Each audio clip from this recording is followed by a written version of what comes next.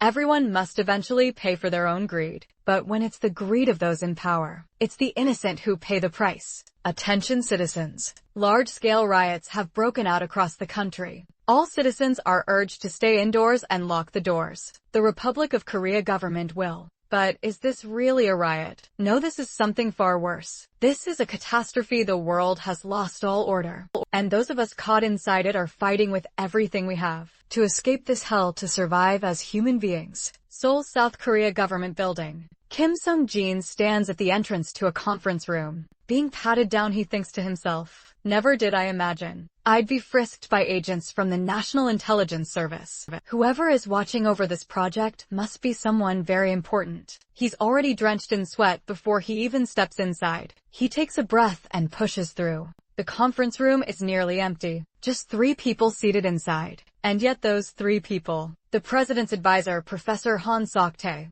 the president's aide, General Chae Yong-jaeun, and the shadowy kingmaker who had put 3 presidents in power, Director Yoon Jong-ryol. While Sung-jin is still reeling from shock, Jong-ryol speaks first. "Let's begin." Sung-jin pulls himself together and starts his briefing. The vessel in question was intercepted by Sokcho Coast Guard. On July 3rd, every Coast Guard officer who boarded to search. It was attacked by the creatures. There were no survivors, but let me pause the summary there. John Reel interrupts. "I hear you've prepared footage. Let's see it first." Sung-jin pulls up the video. This footage contains findings about the creatures that have never been reported before. The footage ends. Sung-jin speaks. "For ease of reference, we've designated these creatures as zombies. The operation has been named after the vessel's registration number, Project 8208. 3 months earlier, inside a restaurant, a news bulletin played on the TV. Breaking news: in the Georgian city of Apteknia, near the Russian border, a massive explosion has occurred.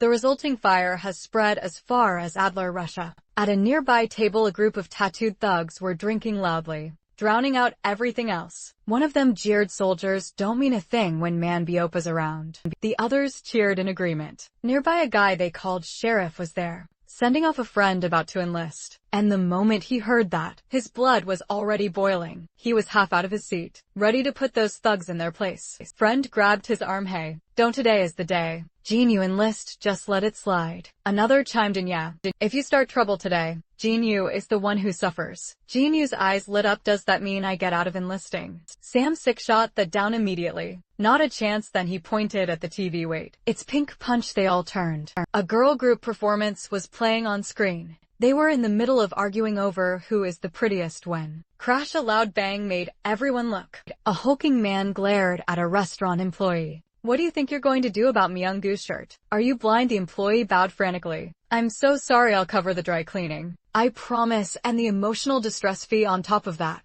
The man snarled. The employee trembled. 'What do you want me to do?' The man grabbed the employee's wrist with a crooked grin. 'Come sit right here, I'll show you exactly what to do.' Smack. Sheriff seized the man's wrist and forced him to release the employee. 'That's enough, there are people.' Before he could finish, the man swung a heavy slap. 'And enough, you watch too many movies. Real life doesn't.' He never got to finish either. Sheriff's fist sent him flying. He hit the floor and didn't move. The thugs leaped to their feet shouting. One stepped up to Sheriff. 'You have any idea what kind of trouble you just bought yourself?' Sheriff gave him a sideways look. 'Do I need to?' A brawl was about to break out. Then Myung-goo's voice cut through the tension. Why are so many of you ganging up on one kid?' But he slipped off his jacket, revealing the stained shirt, and said calmly, 'That doesn't mean a debt goes unpaid.' He leaned in close to Sheriff. 'Any last words, kid?' Sheriff smiled. 'Actually, yeah. Take this.' He snapped a kick at Myunga's head. Myunga sidestepped it effortlessly. In one motion, Myunga grabbed Sheriff by the collar, slammed him to the ground, and drove a fist into his face. But Sheriff swung back at the same moment. Myunga abandoned his attack and dodged to the side, giving Sheriff a chance to break free. Myunga snatched a beer bottle and swung it hard. Sheriff threw up his arm to block and kept throwing punches. Police sirens wailed outside. One of Myunga's men urged, 'The cops are here, let's pull back.' Myunga backed off and turned to leave. Over his shoulder, he delivered a cold warning. 'Don't let me see your face again. Next time you're dead.' Sheriff fired back without missing a beat. 'No, you stay out of my sight, because next time I'll break you.' At the enlistment checkpoint, Sheriff and the others were there to see Jinyu off. Jinyu was visibly moved. "Thank you all for coming, really. You're the only ones who would." His friends piled on the advice. "Stay healthy, okay? Keep working out in there." Only Sam's sick cut through the heavy mood. "Hey, you can still call from in there when you get leave. Let's all go to the beach deal." See, then they made that promise with smiles on their faces. But the day they were supposed to go to the beach never came. 3 months later, just days before his leave. Attention, this is the Korea Coast Guard. Your vessel is suspected of illegal activity and unauthorized entry into territorial waters. All crew are ordered to stop the vessel immediately and move to the deck after receiving no response. The Coast Guard conducted a forced boarding. "This is search team. We are now boarding the vessel. Beginning search over." "Copy, this is search team. Cabins are clear." "Copy. Proceed to the cargo hold." Full sweep over the officers pushed deeper into the ship. One of them, exhausted, pulled off his helmet. "Man, why is tonight so rough?" He cracked open a hatch and peered down into the dark. His partner called over Chief Kim. "Anything down there?" Chief Kim was about to say no. Then his flashlight swept across the darkness. A man drenched in blood appeared less than a meter from his face. Chief Kim screamed. His partner rushed over and hauled him up, only to find a figure with its teeth sunk deep into Chief Kim's arm. "What the hell is that thing? Pull it off him." "I can't. It won't let go." The team fell into chaos. One officer shouted everyone back and swung his rifle at the zombie. The zombie finally let go. "Chief Kim, are you alright?" But Chief Kim just covered his face and screamed. With no other option, they radioed in command. "This is search team. We are confronting an unidentified hostile, requesting authorization for live fire." Without warning, the figure lunged and sank its teeth into another officer. A single gunshot rang out. The figure dropped the radio, crackled to life. "Search team, this is command. We heard a shot. Was that one of ours?" An officer replied affirmative. "We engaged. Full report on return out." One of the team members asked, "Is Chief Kim all right?" The officer supporting him replied, "The wound is deep. We need a medic on standby. We have to get back immediately." He turned to Chief Kim. "Just hold on." Before he could finish, Chief Kim bit down and severed his finger clean off. Then he hurled himself at the others. Screams tore through the night, echoing across the open sea. The footage ends. Jong Reel asks, "Have you traced the vessel's origin?" Sung Jin replies, "It's an unregistered ship. Nationality unconfirmed based on the damage. It likely drifted in from nearby waters." John Reel's expression turns grim. The fact that it could move like that with half its body missing, that's terrifying. Confirmed human, yes. The National Forensic Service performed a full autopsy. Organs and genetic makeup completely human. But it wasn't breathing. The room goes dead silent. That means they can function without lungs, without a heart. See, Octai speaks up. "This is a gold mine. If we crack the mechanism, we could replace lungs and hearts entirely, rather than releasing everything at once. We roll it out gradually. That's how you squeeze out every last drop of profit." John Reel grins. "A specimen, this priceless landing right in our hands. It seems our nation's fortune is truly turning." But then his smile fades after watching that footage. There's a flaw that can't be ignored. Has that aspect been studied? Song Jin's pulse spikes. "Yes. As you've noted, it is contagious. Preliminary findings show the creature's saliva produces enzymes and bacteria. When these enter another person's bloodstream, the cells begin to mutate." Soktae brightens. "So the transmission rate is even lower than HIV. What about the reverse scenario?" Seongjin hesitates. "Reverse meaning?" Sakti's voice drops dark. "If a human bites or consumes one of the mutants, what happens?" Sungjin is caught completely off guard. "That hasn't been investigated yet." Sukti's composure cracks. "How could you miss that test? Your team drops the ball and you just let it slide." Jong-rae raises a hand. "Calm down. The samples are ready. Running the experiment shouldn't be a problem." He turns to Sung Jin. "Dr. Kim, we should have that report by end of this week, yes?" Cold sweat runs down Sung Jin's back. He doesn't want to agree, but he has no choice. "Understood." John Rail nods. "Now it's time to see the specimen itself. It should be ready." Sung Jin confirms. Sung Jin gestures toward the wall behind the group. "Please turn around." The marble wall slowly parts, revealing a glass chamber within. All 3 men spin around, scramble to their feet. The former Coast Guard officers are inside, covered in blood, shrieking. Every trace of human reason gone from their eyes. The moment they spot Jong Hyun and the others, they hurl themselves at the glass like animals. The 3 men stagger back. Sung Jin steps forward and taps the barrier. "Relax, that's 15-centimeter thick reinforced acrylic glass, and the oxygen concentration inside is below 10." John Reel strokes his chin. They move around without oxygen and don't feel any pain. All very nice, but they seem to lack the intellect. Those things shoot a gun that would be difficult. John Reel thinks it over even without firearms. That doesn't rule out tactical value. You've run combat simulations. I assume yes, sir. We simulated the release of the mutants into a modern urban setting, using a 24-hour observation cycle. We found that in small cities with under 100,000 people, the infection rates for the first 3 days were 2, 17 and 3, 4 respectively following the third day. The rate of increase began to level off. We suspect countermeasures have been implemented. The priority is to cut off information sharing. Sokte interjected, and what about the major cities? In major cities, the infection rates for the first 3 days were 47, 64 and 70 compared to smaller cities. The higher population density and mobility drive a much sharper spike. Yang Yun says slowly, if that's the case, this could become a strategic weapon beyond anything nuclear. Are their weaknesses only? Destruction of the brain stops them. Temperatures below -55 degrees Celsius will also halt their movement. Yang Yun raises an eyebrow. Sounds like they can be controlled. He fixes his gaze on Sung Jin. You have 2 years to develop a vaccine that prevents mutation. Back in the transport vehicle, Sung Jin's mind is still in turmoil. Then suddenly the truck lurches to a stop. Black sedans close in from all sides. A man steps out of one of them unhurried. It's starting to rain, he says flatly. Wrap this up, this is Kong Myung-gu, the third in command of Man Biopa. The driver gets out to check and discovers a vehicle immobilizer net beneath the truck. His gut sinks, they came for this truck specifically. He reaches for the radio, a club cracks him across the back of the head. He crumples. Myung-gu flicks away a cigarette. Take the cargo, deal with the rest. His men swarm forward, the road erupts into chaos.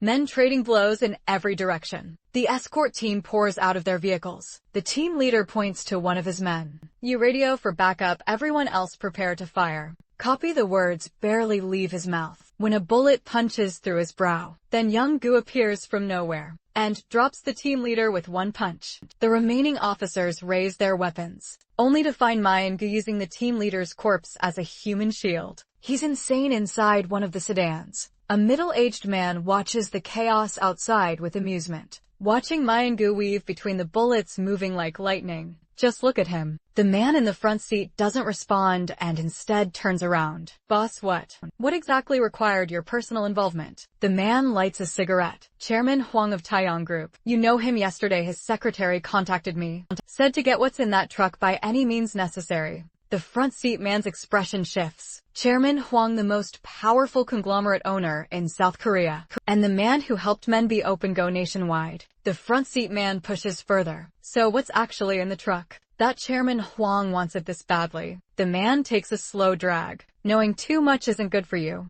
Outside, the fighting is over. One of Myung-gu's men approaches. We've secured the truck, but he points to the digital lock on the cargo door. This is no ordinary truck. Myung-gu has no idea what to make of it. The whole crew is at a dead end until another man drags Sung Jin over. Found this one hiding in the passenger seat. Sung Jin immediately drops to his knees begging. Nobody pays his pleading any attention. One of the men grabs his ID badge and reads it. Boss, this guy's from the National Defense Research Institute. Myung-gu's lips curl into a cold smile. Perfect. He grabs Sung Jin by the collar. What's the access code? Sung Jin's voice shakes. I don't know. It's top-level clearance, only senior officials. Young-gu snorts top-level clearance. Then he backhands him across the face. Blood pours from Sung Jin's mouth. I'm asking one more time, what is the code? Sung Jin trembles. You can't open that door. What's inside? He doesn't get to finish another backhand. The other side of his face now streaming blood. Sung Jin covers his face with both hands. Voice cracking, please don't take what's inside. It's incredibly dangerous. You have no idea what you're dealing with. Myung-ho stares down at him. Eyes like ice. You better worry about yourself before you spare a thought for anyone else. And let me be clear. Don't think for a second I'll let you walk away from this.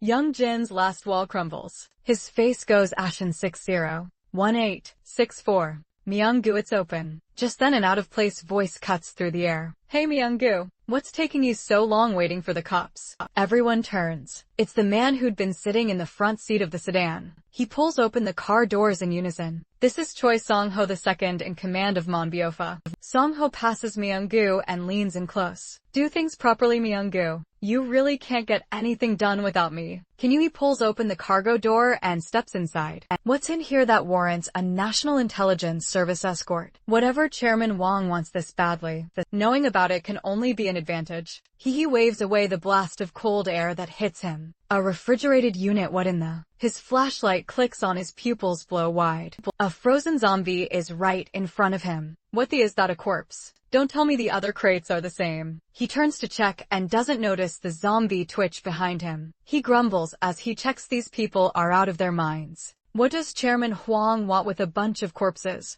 A voice from outside calls, boss. We need to move. Sung-ho snaps back. Stop rushing me. Do you know how bad it gets if we grab the wrong thing? But he turns to leave anyway, and comes face to face with a zombie staring straight at him. So it really isn't just a corpse. What is this cryogenic preservation? The zombie lunges. But Choi Sang-ho is the second in command of Manbip. He sidesteps the attack without effort. He raises his phone and slams it into the zombie's face. Standing over it, he snarls. How's that you're dealing with Choi Sang-ho, second in command of Manbip? Choi Sang-ho crunches. Cool moment, last all of 3 seconds. Another zombie clamps its jaws onto his thigh. Outside, one of the men says nervously. He's been in there a while. Should someone go check? Myung-gu has a cigarette dangling from his lips. Don't bother, why go in there? Just to get humiliated, leave it. But the others hear sounds of a struggle from inside, and start pounding on the door. No response, they wrench it open and find Song-ho slumped on the floor of the cargo hold, covered in blood, one arm weakly reaching out for help. A bald crew member leaps in, kicks the zombie away, then pulls out a pocket knife and drives it into the zombie's chest. He turns around. What are you standing there for? Get Song-ho out of here.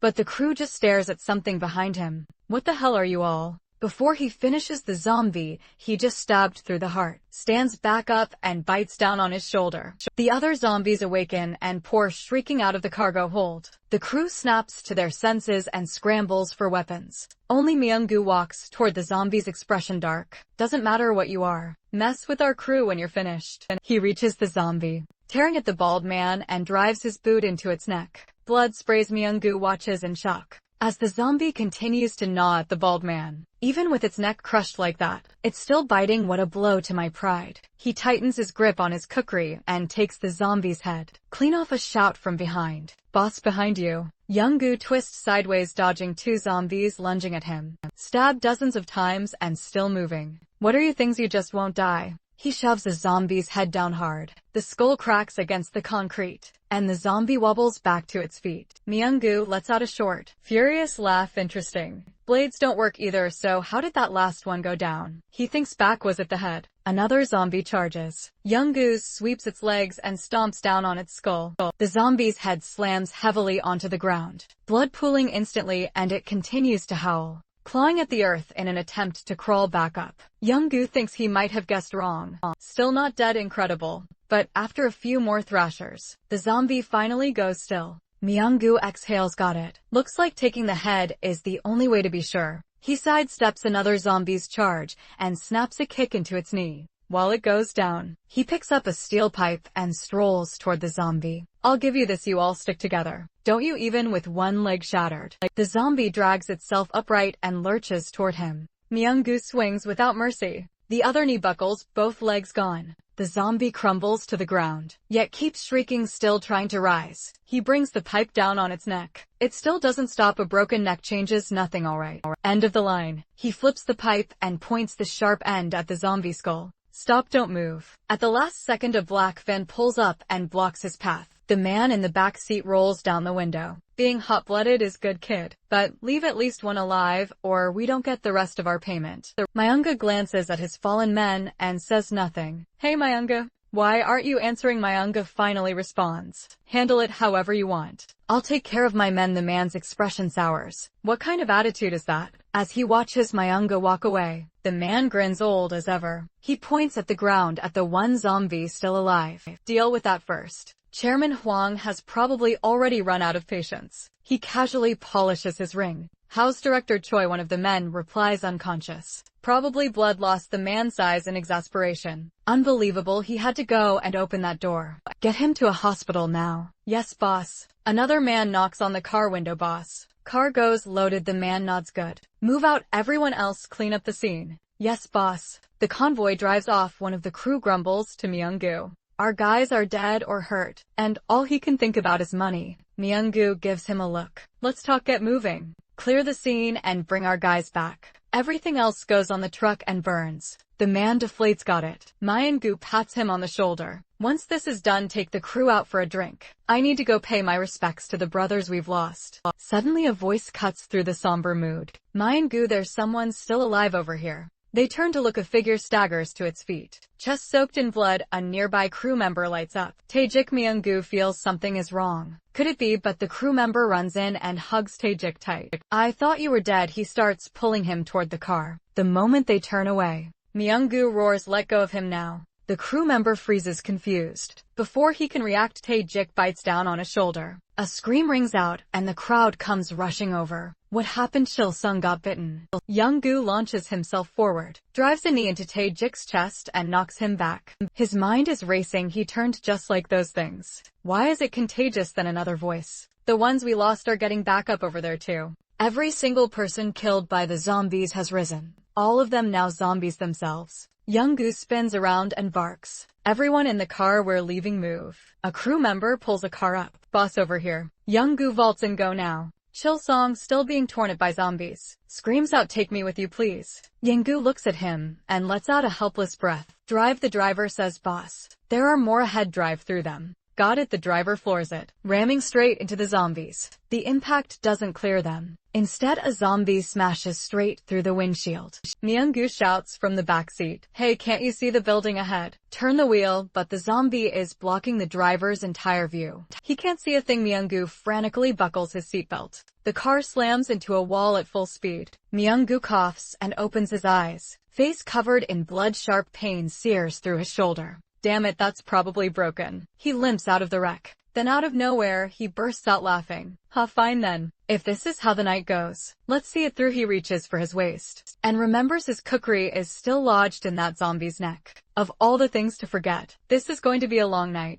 3:30 in the morning. An alarm tears through the Gangseo water treatment plant, jolting workers out of their sleep. Researcher Lim Soo-jin drags herself out of bed, yawning. An alarm at this hour. She hurries downstairs. She runs into a group of security guards. Excuse me, I heard the alarm. Is there a problem with the water treatment? The guard points to a fire in the distance. No, it's the perimeter wall. Looks like someone drove into it. Soo-jin looks over. Someone is trying to climb over the wall. Guards on the other side shout a warning. This is restricted property. Stop right there, keep this up, and we're calling the police. But Myung-gu climbs over anyway, as if he can't hear them, and hits the ground hard. Soo-jin figures it's not a water issue and turns to leave, then sees two guards in the distance already knocked out cold. Myung-gu picks up one of their expandable batons and walks slowly toward the remaining guards. The guard Soo-jin had been speaking to draws his weapon. Freeze, take one more step and I shoot. Myung-gu keeps walking. The guard raises his gun, ready to fire. You asked for this. Before he can pull the trigger, Myung-gu bursts forward in a single stride and knocks him out cold. Soo-jin bolts just as she's about to slam the door shut. Click. Myung-gu wedges the baton into the gap, but his body is wrecked. His left arm is broken. He doesn't have the strength to force the door open. They're locked in a standoff at the door. Myung-gu sinks to the ground and speaks. If this keeps up, we're both going to die here. And, honestly, dying would be the lucky way out, because if those things get to us, we won't be so fortunate as to just die. Open the door right now, and I swear I won't hurt you. I'll even protect you from those things. Soo-jin has no idea what he's talking about, and she has absolutely no reason to trust him. Myung-gu lets out a quiet laugh. Don't believe me, that's fine. But opening this door is your only option either way, because not far behind him, zombies are already closing in. The moment Soo-jin spots them, her mind changes in an instant. He pulls Myung-gu inside and ties the door handle shut with rope. In the kitchen, Myung-gu tends to his wounds. Soo-jin demands, what are those things out there?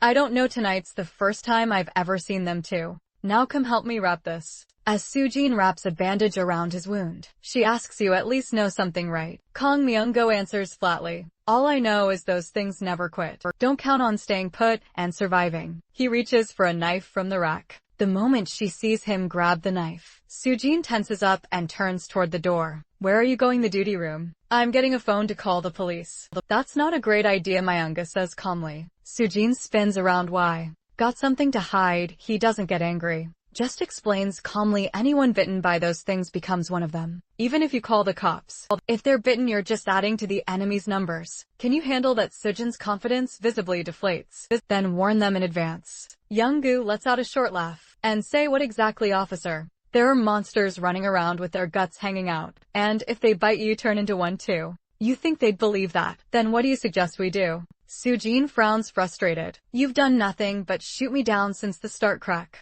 The sound of shattering glass cuts her off. She snaps to attention. What was that? Did something break through the front door? No, Myung-go says. The lock on the reinforced glass door would give out first. That wasn't the lock. Is there anything on the ground floor that isn't reinforced glass? Sujin thinks for a moment. The back window's just regular glass. Young-gu hands her the expandable baton. That's gotta be it. Here, this will serve you better than a knife. She stares at it, frozen. Don't worry. He adds, I'm not asking you to fight. Just in case if we run into any of them, I'll buy you time to get out. The two head toward the stairwell. Sujin glances at his leg. Hey, you're limping. Should we take the elevator? No, Young-gu says immediately. Opening it is too risky, and from now on, don't make a sound unless absolutely necessary. Sujin nods repeatedly. They creep up the stairs. Then a motion sensor light flickers on above them. Myung-go stiffens. Something's up there. He raises his knife, readying himself. Sure enough, a zombie lunges from above, jaws snapping straight at him. But Myung-go is already one step ahead. He sidesteps smoothly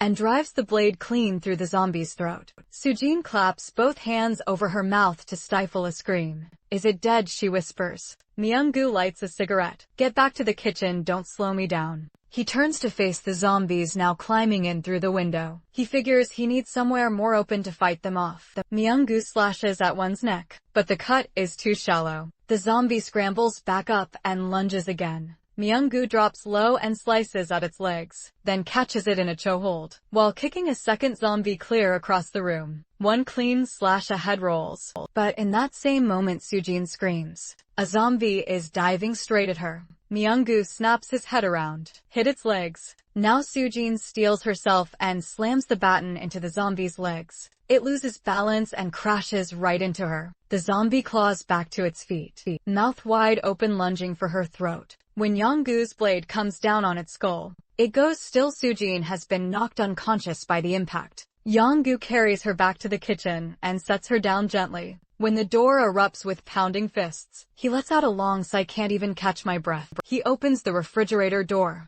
This is what it takes to get me in the game, huh? He cuts the power to the refrigerator, lays Sujin inside, and tucks some clothes over her. Hang on till morning. He turns to face the horde now pouring in and stops. One face in the crowd makes his chest tighten. Chil-sung, you turn too. His jaw sets. I'll make it quick. He shoves a food cart straight into the horde. While they're off balance, Young-gu ends Chil-sung with a single strike. Then he charges into the mass, severing an arm with one slash, reversing his grip and cutting down another, then plunging back, and finally, every zombie that stormed the kitchen is down. Young-gu lights a cigarette with exhausted hands. He takes one drag, then leans down and sets it gently between Chil-sung's lips. Then he walks away. Myung-gu limps toward the exit, turning over Kim Sung-jin's words in his head. That researcher know all along these things were in there. And Choi Sung-ho, for all he knows, Sung-ho might be. He steps outside. Dawn is breaking and a light rain begins to fall. He pulls out his shattered phone and sighs. Can't find out what's going on now. If only I still had a working phone. And he spots a small group nearby. One of them is wearing a police armband. He drops his knife and walks over. He raises his right hand in greeting. Hey, I was wondering. The words die in his throat. All zombies, every single one. just how many people have turned. He mutters in disbelief over at the construction site. Sheriff and Eubene are chatting as they work. Guys, Sam-Sik's voice calls out from behind. They turn around. Sam-Sik is holding up a letter with a big grin. Check it out, Gene. You wrote to us. They drop everything and run over. They tear it open.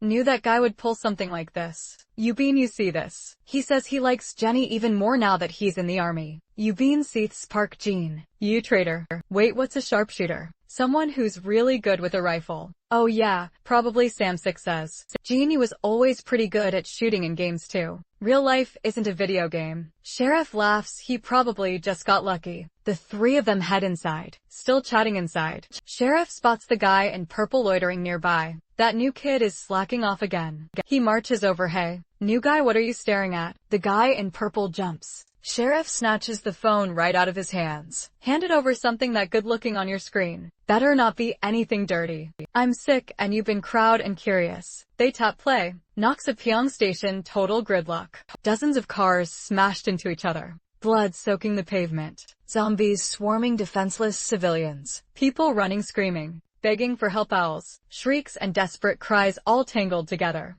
A symphony straight out of hell. All four of them stare at the screen. Chilled to the bone, Sam-Sik breaks into a cold sweat. Guys, are those people biting other people? Sheriff looks at the guy in purple. Is this a movie trailer? Pretty realistic. The guy grabs his phone back. This is real footage from Noxapyeong Station. Actual zombie footage. It happened this morning. You seriously haven't seen it? All three answer at once, no. The guy in purple scoffs. Typical, talking to you guys is a complete waste of time. What did you just say? Sheriff snaps. Eubene grabs his arm. Easy. Didn't Uncle Huang tell you to stay out of trouble? The guy in purple isn't even listening. He's staring at his phone with a frown. No signal, of course. Out here in the middle of nowhere. Just wait, Sheriff mutters, furious. I'll deal with him later. Sam-Sik tilts his head. Speaking of which, how come those fellas who went out for lunch still aren't back? Probably stopped somewhere for drinks. Sheriff guesses Eubene reaches for his phone to call them, then freezes. Right. The guys confiscated all three of their phones. No way to reach them. Then back to work. Sheriff says. They're about to head back when military helicopters roar overhead. Whoa, what's going on? So many choppers. Eubene exclaims. Some kind of military drill. Sheriff wonders. Sam-Sik couldn't care less. Drill or not, I'm starving. Those guys better be bringing food back. Sheriff laughs. If they were that considerate, they'd all be married by now. Sam-Sik nods. Fair point. The three of them head back, laughing and joking around. They would never know that those fellas had bought their favorite burgers for them that day. By afternoon, all three are absolutely starving. The guys still haven't come back. Sam-Sik climbs to a high point and scans the area with a pair of binoculars. Sheriff looks up. See anything? Sam-Sik scans around a discarded wrench. And that's dog poop. I can see the station clearly, but nothing beyond that. Sheriff makes a face. Completely useless, Eubene adds. I just toss those binoculars if I were you. While they're messing around, the guy in purple walks over, drenched in sweat, clutching 2 bottles of cold water. Sheriff spots him. Hey. Still no signal. The guy presses a cold bottle against his face. Still nothing. I genuinely don't understand why anyone would build a senior care center in the middle of nowhere. Eubene explains this area was originally planned for a new district, but the project fell through. Sheriff stretches. Let's go grab something to eat. This rate will starve before they get back. Sam-Sik throws both hands up. Yes, let's get some cold noodles. The guy in purple slumps. We don't have a car. That's a 50-minute walk, only if you take the road. Eubene says cut through the fence and across the station. And it's 10 minutes. The guy in purple thinks about it, then lies back down. I'll stay here. Just pick something up for me on your way back. What a pain in the ass, Sheriff grumbles. Then he catches Sam-Sik pulling on his work gloves. What are you doing? Easier to climb the fence with these. The construction fence. Eubene hangs on it and shouts to Sam-Sik. Stop playing cool and come help me. Just then the roar of more military helicopters thunders overhead. Sam-Sik watches them pass with envy. If we had a helicopter visiting Jinyu, would be so much easier. After the helicopters fade, a mellow tune drifts through the air. Old tune. Sheriff says approvingly. That radio of his never quits. Been going all day without a hiccup. Eubene groans. Can we please go? My ear's about to give out. They haven't gone far when a man staggers toward them. Yubin frowns, something's off. What do you mean? Why would a salaryman come to an abandoned station with no trains? And those wounds look wrong. And is that blood on him? Sam 6 steps forward anyway. Hey, you alright? The man just groans a low guttural sound. Sam 6 tries again. Are you hurt somewhere? Without warning, the man snaps his teeth down on Sam 6's outstretched hand. Ow, what the heck, man? Ow. Yubin catches a glimpse of the man's rolled back eyes. Watch out, Sheriff charges in and kicks the zombie flying. Yubin rushes over. Are you okay? Let me see. Sam 6 is clutching his fingers in pain. Then a sly grin creeps across his face. I'm totally fine, huh? Got you. Sheriff slowly clenches his fist. You asking for a beating? Thank God for these work gloves. Sam 6 grins, but before any of them can relax, the zombie wobbles back to its feet. Sheriff holds out his hand. I'm sick, lend me those. What, you're going to fight him? Sheriff pulls the gloves on. Fight, please do. I look like the type who solves everything with his fists. I'll talk to him as long as he doesn't make the first move. The zombie charges. Sheriff lets out a quiet laugh and lands a spinning kick. Square in the chest, a sickening crack. Ribs shattered on impact. He pulls back immediately. Sir, I'm sir. Before the apology can even leave his lips, the zombie is already charging again. Sheriff backs up fast. His back hits the guardrail. Nowhere left to go. He twists aside just enough. But the zombie's momentum doesn't slow at all. It smashes through the guardrail and plunges into the water below. The other two rush over. Did you just kill him? Sam 6 whispers. I did not. You saw it yourself. He charged me and went over the edge. It's okay. Yubin says it's not that high and it's water. Let's go check on him before they can move. The zombie stands up in the water and takes off down the river channel. Where is he even going? Sam 6 wonders. There's nothing that way. Sheriff stretches. Not our problem. Let's go eat. But something doesn't sit right with you. Then getting kicked like that and walking it off without a scratch. The biting and the guardrail. He hit that thing straight on and destroyed it completely. Hey, Yubin. Sheriff's voice snaps him out of it. Now, hurry up or we'll leave you behind. Sam 6 teases cold noodles. Cold noodles? I'm going to eat every bit of Yubin's share. Yubin shakes it off and jogs after them. Who said I wanted cold noodles anyway? Sam 6 groans. I'm dying here. How much further? Almost there. Sheriff points ahead. See where? A rapid burst of loud bangs erupts overhead. What's that? Sam 6 guesses some kind of celebration at this hour. Doubt it, Yubin says. Let's go look, but what greets them is pure hell. Everywhere they look, people are fleeing, being torn apart, bitten, screaming, wailing, riving, cars crashing, fire spreading. The three of them stand frozen for what feels like forever. Sam 6 finally speaks, drenched in sweat. This is a film set, right? Could be. Sheriff starts. But Eubank slaps a hand over Sam 6's mouth before he can finish. Should we need to get out of here now? They start backing silently toward the stairs. They're almost there when a zombie that was tearing into someone lifts its head and locks eyes on them. Run. The three bolt down the stairs. Sam 6 shouts as he sprints. This seriously isn't a movie. Eubene doesn't even bother answering. You literally just watch them ripping people apart. What do you think those things are? Eubene's face goes grim. Zombies like in American shows. He glances back over his shoulder. Yeah, nothing else it could be. Sam 6 screams as they run. We're gonna get caught. Sam 6. Will you please shut up? Exactly. You're stressing me out even more. They burst out of the underground passage. Sam 6 suddenly veers right over here this way. The other two see the chain link fence ahead and immediately understand. They follow. Sam 6 scrambles up first and reaches back and grab my hand quick. They don't hesitate. Sam 6 and Sheriff pull Eubene up together. The zombies are closing in. Eubene hold tight before Eubene can react. Sheriff launches him over, taking Sam 6 down with him, then vaults over himself. Are you trying to give me a heart attack? Eubene gasps. Sam 6 nods vigorously. He's not human, he's a gorilla. Sheriff watches the zombies clawing uselessly at the fence and relaxes. Look at that, they can't get through. He drops to the ground. Sam 6 lets out a long breath finally. No more running, but Eubene stays alert. We can't relax yet. What if they climb over? Sheriff watches them mindlessly gnaw the fence. Come on, those things can't climb. Sam 6 suddenly asks, were Uncle Huang and the rest bitten by those things too? Eubene sighs. Maybe forget it for now, let's get back to the site. The two nod and start toward the other side of the fence. But on the other side, another group of zombies is swarming. What do we do? We're surrounded. Sheriff suggests hiding in the subway, but Eubene shuts it down. Sam 6 turns to him. Can't you just take them all out? No, he says flatly. These things don't feel pain. gets hanging out and they don't even flinch. What am I supposed to do with that? Then Yubin says something that stops them cold. Then kill them what? Both say in unison Yubin is dead serious. Is there a way to kill them? Sheriff's expression darkens. You want me to kill people? They're not people anymore. Sheriff thinks it over, I can do it. But I need a weapon. Samsic has gone quiet. Deep in thought, a weapon. I've seen something somewhere. Something useful, got it. The other two stare at him. Got what? Samsic says with a mischievous air of mystery.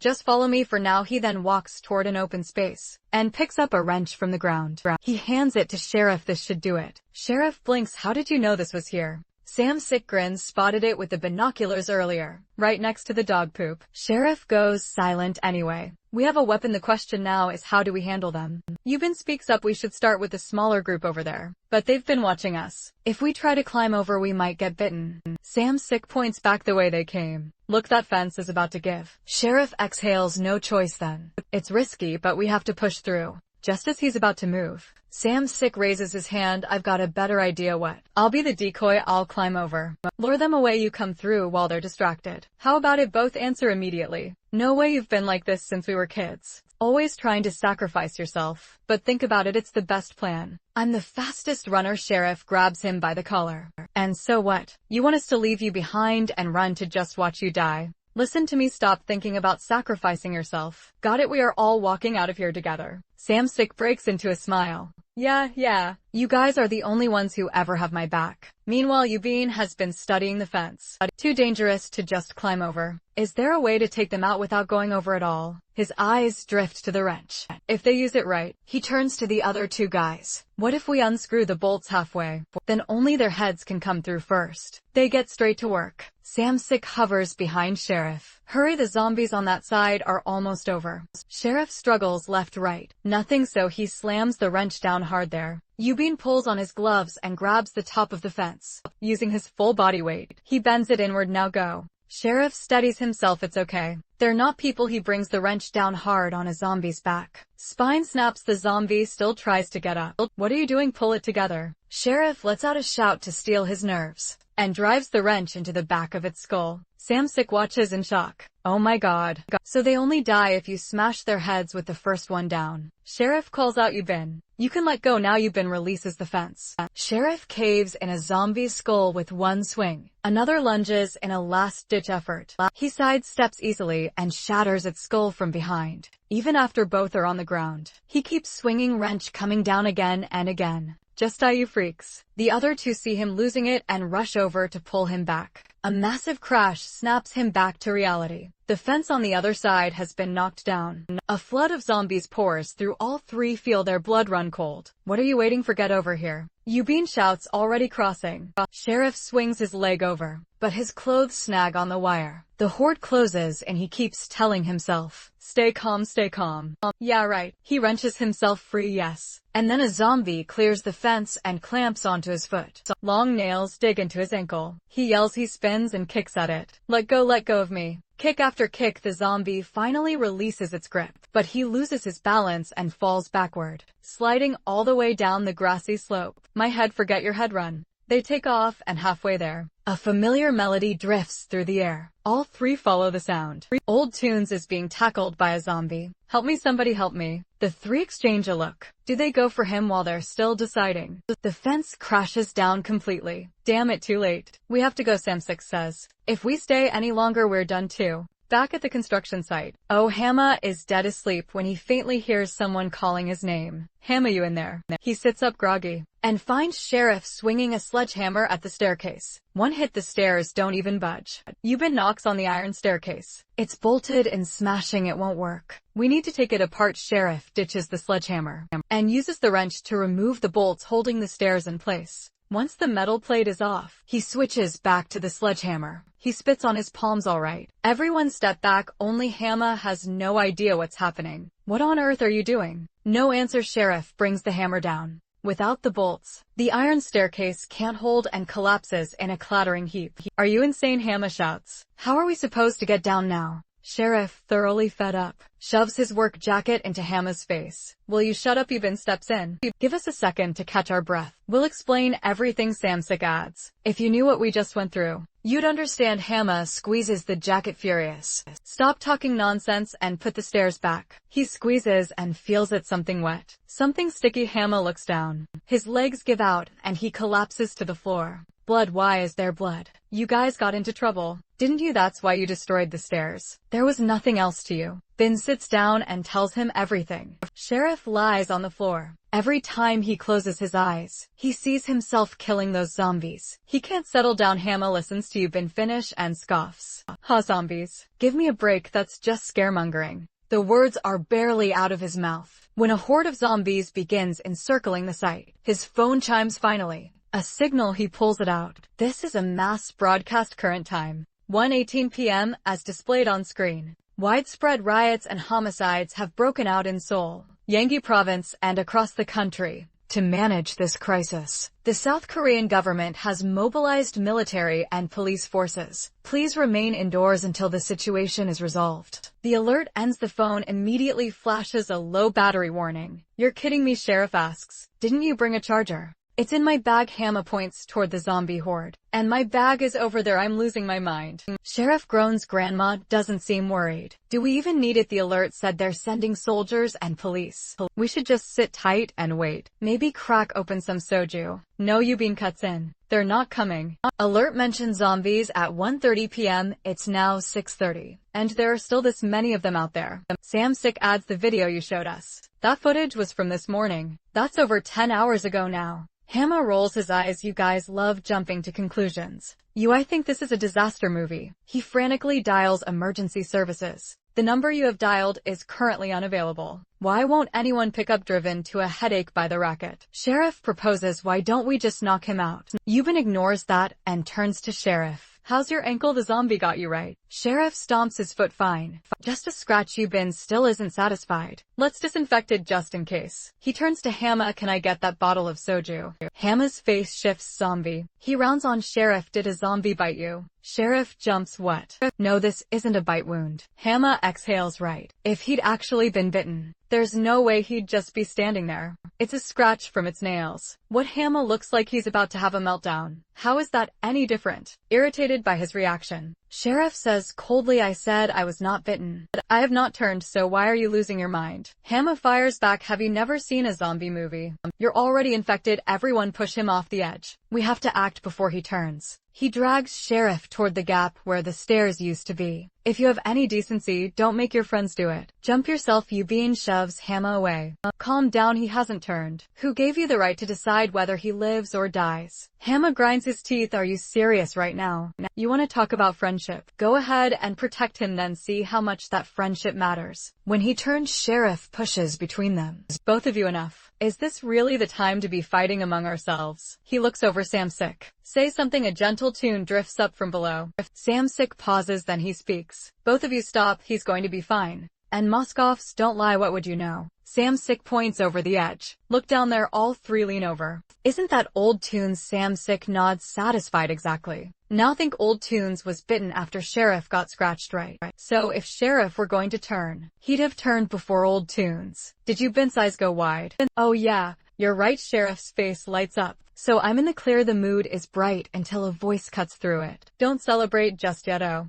Hamad draws. Sure, you're fine now, but who knows when you'll turn. Before he can say another word, Sheriff grabs him from behind. If I ever turn into a zombie, Sheriff says with a wicked grin, you're the first one I'm biting. Hama breaks into a cold sweat. You're insane, let go of me. The next day, Samsick heads upstairs searching for something. Where is it? It's got to be somewhere up here. Got it. Samsick brings the items downstairs. Hama, who can't keep his mouth shut, pipes up immediately. Hey, aren't those the work bags from the crew chief and Uncle Huang? Why are you touching dead people? Stuff gives me the creeps. Fierce fires back without missing a beat. Whatever's in there, it's more useful than you and your big mouth. Samsick dumps everything out of the work bag and digs through it. Got it. I knew it'd be in here. He holds up his find with a grin. It's a pack of cigarettes. Samsik notices Yubin still rummaging around. Yubin, what are you looking for something? Got it. Yubin picks up a power drill. What do you need a drill for? A weapon. Sheriff and Samsik both freeze. A weapon.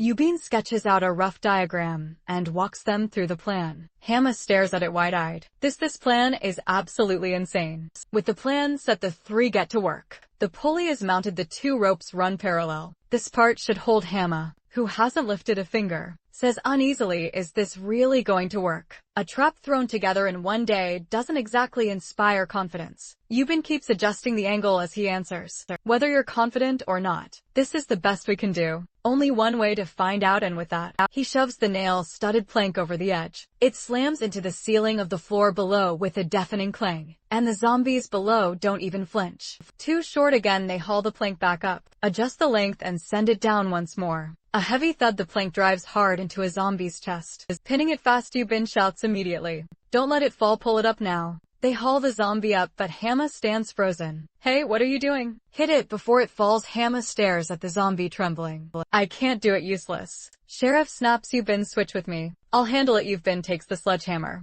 It's fine, I've got this one. He grips it with both hands and swings with everything he has. The blow lands perfectly, crushing the zombie's skull. The body drops and crashes onto the pile of metal sheets below. Still and dead for good. Yubin, you okay? Sheriff asks. Yubin steadies himself. I'm fine, it's just a zombie. He grabs the plank, and they go again. 22 zombies left on the first floor. Got one, pull it up. Thud. The three keep working through the same cycle, and before long, 20 zombies are down. Yubin pauses, staring at the three that remain with fewer targets. The plank is getting harder to aim, and Sheriff and Samsik must be exhausted by now. Is there a faster way to finish this? Yubin sets down the hammer. All right, let's take a break. We can't keep grinding like this. Sheriff suggests why not use Hama as bait. He hasn't done a single thing this whole time. Might as well pull his weight. Hama immediately skulls. No way. Absolutely not. Then Yubin drops another bombshell. What if we just go down there and take them out ourselves? All three heads turn toward him.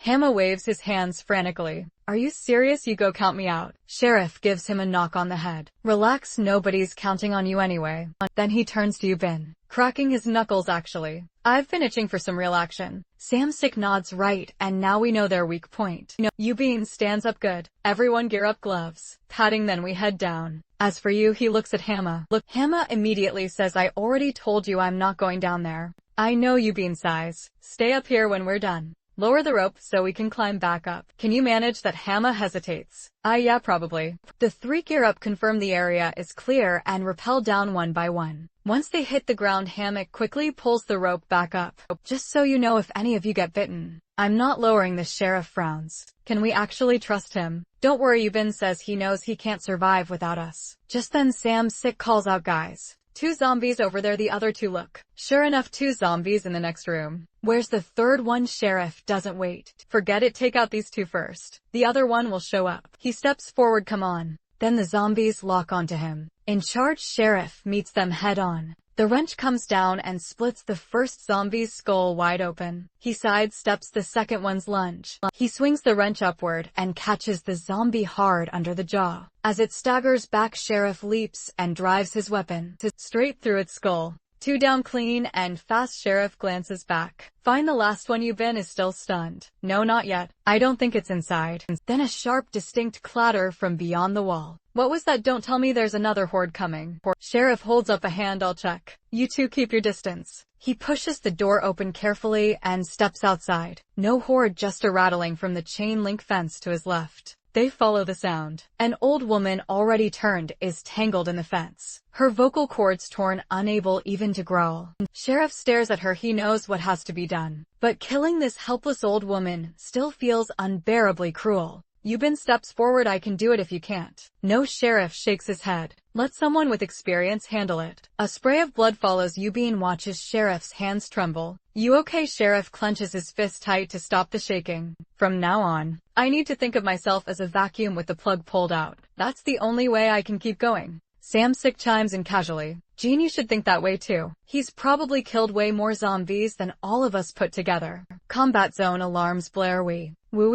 The drill instructor barks. Move it fast, everyone to the training ground. Get running in the crowd park. Gene, he lets out a quiet sigh. This one's going to be rough. Forward operating base. Officers bark orders as soldiers fall into formation. Once everyone is assembled, the squad leader calls out, "Has everyone picked up their magazines?" Jinyu rushes in, barely making it. "Hey Jinyu." Every head turns. "Could you move any slower? We don't have time to wait for you." A squad mate calls over, "Jinyu, go get your magazine." Jinyu snaps to attention. Private Park. Jinyu understood. At the distribution point, a soldier hands him a magazine. "Load one now, the rest go in your vest. Watch your safety while you load." Copy. Jinyu takes it. The weight stops him cold. These are live rounds. Before he can process that, an officer shouts, "Move. Get on the vehicle." Jinyu rushes over. First squad loaded, second squad all aboard. The engines roar and they roll out of the base. Jinyu scans the faces around him, unsettled. Normally heading out brings a buzz of excitement, but today everyone except Sergeant Choi looks on edge. The squad mate from earlier nudges him. "Hey Jinyu, doesn't it feel weirdly quiet today? Like something's haunting us?" Jinyu says, "Yeah, it does feel off." The squad mate lowers his voice. "Actually, some soldiers died on this road before."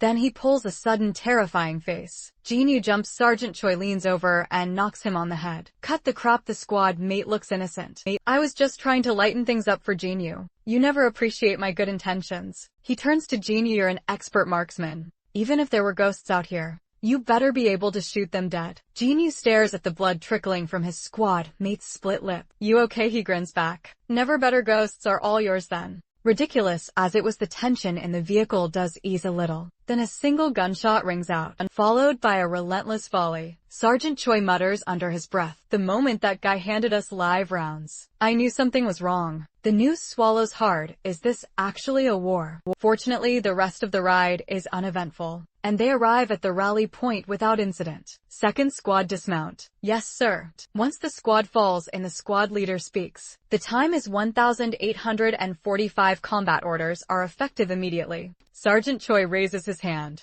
"I have a question. We have zero information about what's going on. What exactly are we dealing with?" Samchek City is currently under attack by a zombie horde. The squad erupts. "Zombies? What are you talking about?" "Tat tat, tat tat." Gunfire crackles in the distance. A soldier mutters, "This simulation feels a little too real." The squad leader claps for silence. "Listen up, this is not a simulation. This is real. I didn't believe it at first either. But this is the reality we're facing. How the zombie virus broke out. We still don't know what's worse. It's not just Samchuk. The virus has spread across the entire country." He unfolds a map that shows the current situation around Samchuk City. Starting from the outer perimeter, we're launching operations to eliminate zombies and rescue survivors. The apartment building assigned to second squad is here. Sergeant Choi leans in. "How big is it?" "If it's too large, we won't have the manpower to cover it." 10 floors, single building. Sergeant Choi exhales. "All right. That we can work with. However, I have another assignment." "Choi, command is yours." Sergeant Choi blinks. "Wait, it's being handed to me."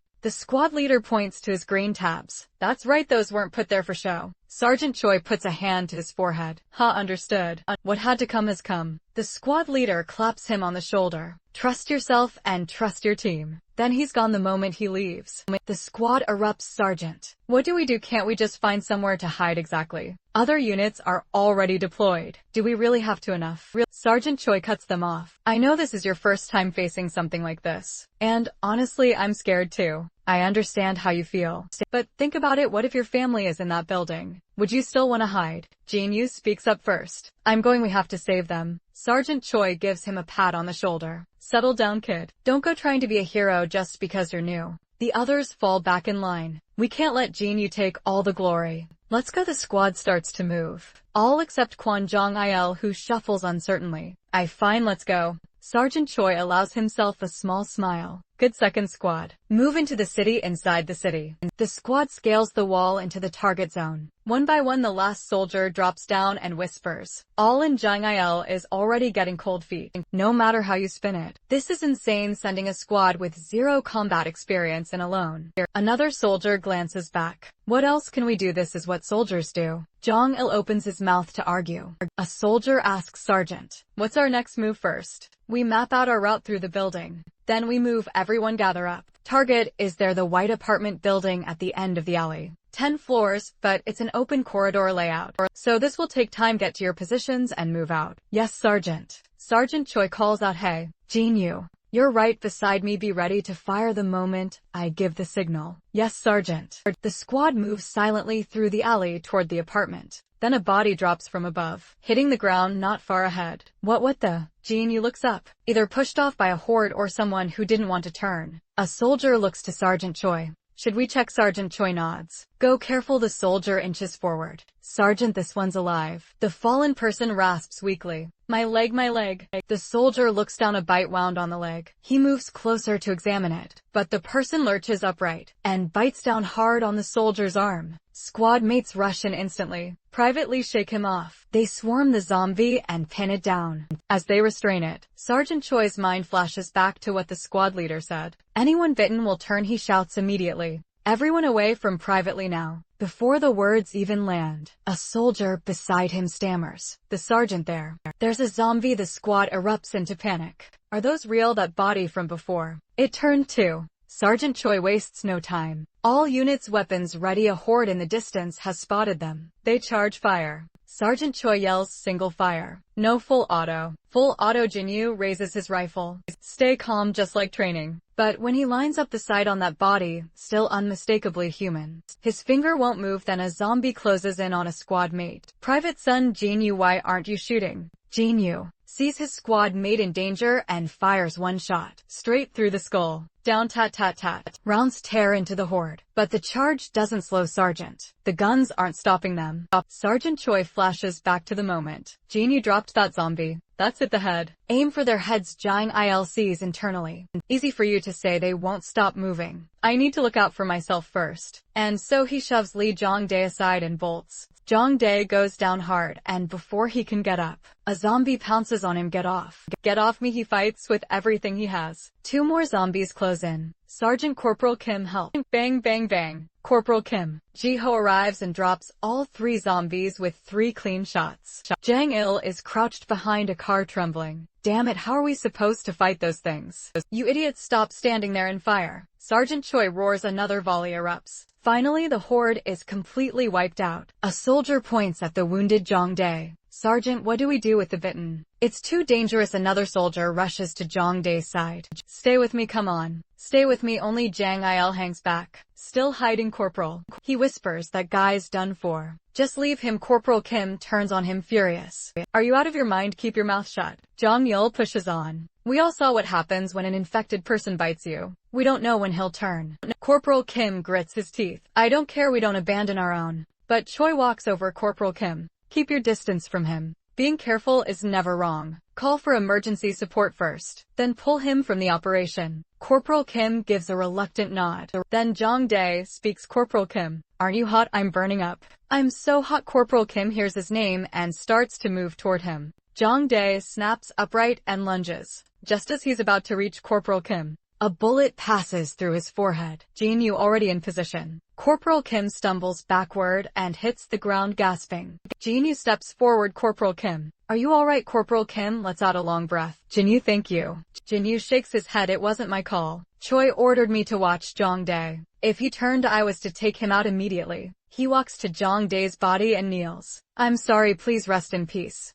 Just as the squad is about to move out, a soldier shouts, Sergeant, all the zombies, they're heading straight for us. A massive horde surges in from behind. Everyone snaps into combat stance and opens fire. And here we go again, full auto bang. Bang bang. Jinyu fires and thinks at the same time, why do they keep coming? Could the gunfire be drawing them in? But we can't exactly stop shooting. A scream cuts through his thoughts. He spins toward the sound. A squad mate is down, pinned by a zombie. He raises his rifle and fires several shots. The zombie drops. Jinna breaks into a cold sweat. If one 10-story building is already this bad, and they actually make it through, after what feels like forever, the squad finally clears the horde. 1 dead, Private Jong-dae. 2 wounded, Corporal Kubinsung. Private Sun Sung-ho. Sergeant Choi asks quietly, were the wounded bitten? Yes. Both of them. Sergeant Choi closes his eyes for a moment. Put them down, then we move. The soldier looks like he wants to argue. Sergeant Choi holds firm. I saw what happened with Privately. Wait any longer and we all pay for it. A pause. I'll do it. 2 shots, then silence. Not long after the squad reaches the target building,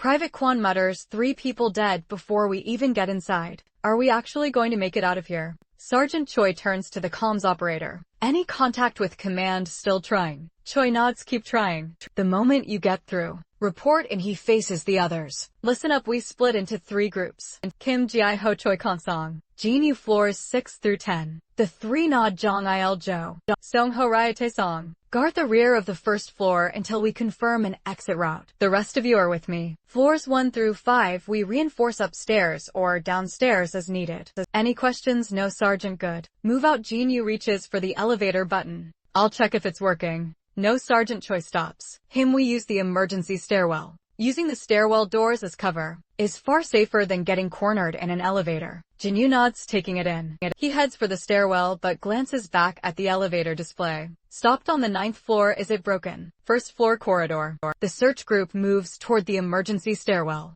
Corporal Kim steps up and opens the door, and a zombie comes hurling through. Everyone opens fire. Rounds hit from every direction. Is it down? Sergeant Choi orders. Confirm. Yes, Sergeant. A soldier prods it with a barrel. Looks dead. Put another one in the head. Sergeant Choi says. Squad member jokes with a grin. Wasn't my shot fast, accurate, and lethal enough just now? The soldier who checked it chimes in. Sergeant, it's really dead. Sergeant Choi nods. Fine. Lead the way. The group files in. Only Private Choi hasn't moved. Hey, what are you waiting for? A squad mate calls. Right. Coming follows, but behind him, the zombie's fingers twitch. With his back turned, the zombie shoots upright and lunges. Private Choi barely dodges, then drives his rifle but straight through its skull. A squad mate hears the noise and doubles back. What happened? It wasn't dead. Private Choi nods. You okay? He hesitates for just a moment. Yeah, I'm fine. That was too close, the squad mate says with a lingering fear. We have to make sure we finish them off from now on.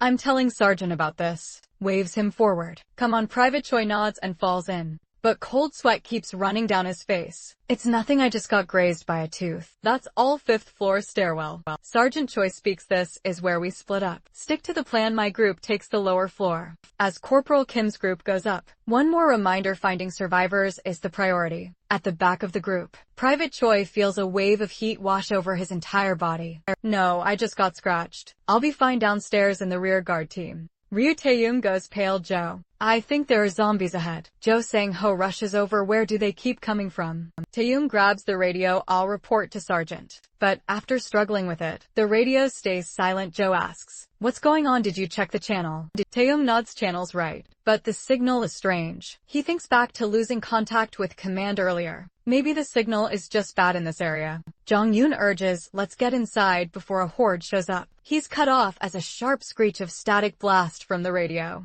Jo snaps, you idiot. Turn it off. Taesong fumbles to kill it, but the damage is done. The noise has drawn them in. Jo raises his weapon. Fine. Come on then, I'll wipe every last one of you out. Upstairs, gunfire jolts everyone. Shots fired. Something's happening down there. Sergeant Choi turns to Corporal Kim. My group goes down. Take yours up. Corporal Kim hesitates. Will you be alright if a horde swarms you like before? It'll get ugly fast. We agreed from the start. Backup is our job. The faster you clear those floors, the sooner we regroup. Corporal Kim sighs. Understood. We'll start from the 10th floor and work our way down as planned. He glances at Private Choi, who's breathing hard. Stay calm. Private Choi stiffens. I am calm. Only Jinyu, watching Private Choi from behind, feels a creeping sense of unease. Downstairs, gunfire rattles on without pause. Come on, aim properly there. Got one. Jo glances back with a grin. You see that, Taesong? But Taesong is staring straight ahead, face white. That they're at the end of the alley. A sea of zombies floods toward them. Fall back, Jo shouts. Into the building, the 3 scramble back. Taejin trips on the steps. Jo pulls him up and turns to find Jong Il is already gone, or bolted on his own. Selfish coward. Jo spits. Come on. The 2 sprint for the stairwell, but Jong Il has already rushed inside and slammed the stairwell door shut, sealing off the last hope of the 2 left behind. Jong Il leans against the door, gasping. If that door opens, it's over for me. I'm sorry, but whoever's meant to survive will survive. Good luck. Scream.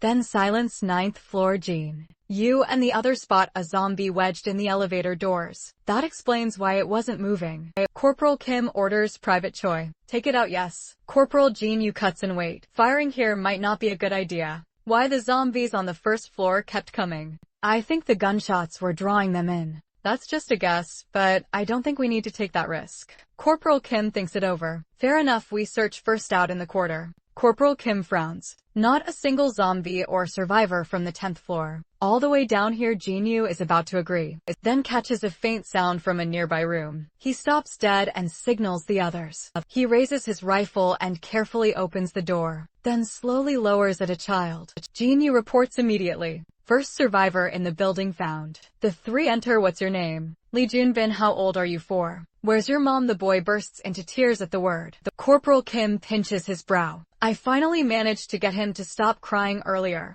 Crying like this will draw zombies in. Private Choi sighs quietly. He's alone up here. His parents are probably all ready. Jinyu frowns. What do we do? Taking him with us is dangerous. Corporal Kim says you're right, but we might not get another chance to come back. We take him. Private Choi. Carry him. Jinyu. Just in case. Leave a note saying we have the child and report it to Choi. Corporal Kim steps toward the door. I'll be right back. Nature calls. Private Choi wipes the sweat from his face. He and Jinyu say in unison, understood. Jinyu finishes the note. He glances over. Private Choi is playing with Junbin, who's finally smiling, but then Jinyu looks closer. There's a wound on Private Choi's hand. That wound. Jinyu recalls what the squad mate said. How Choi had fallen behind the group for a while. Then there was the rifle but kill. And the way Choi has been burning up this whole time. Could it be? Jinyu raises his rifle and shouts. Private Choi, where did that wound on your hand come from? At that moment, Corporal Kim opens the door and steps back in. He walks straight into the standoff. Private Choi scrambles to explain. I don't know, probably just a scratch from the fighting.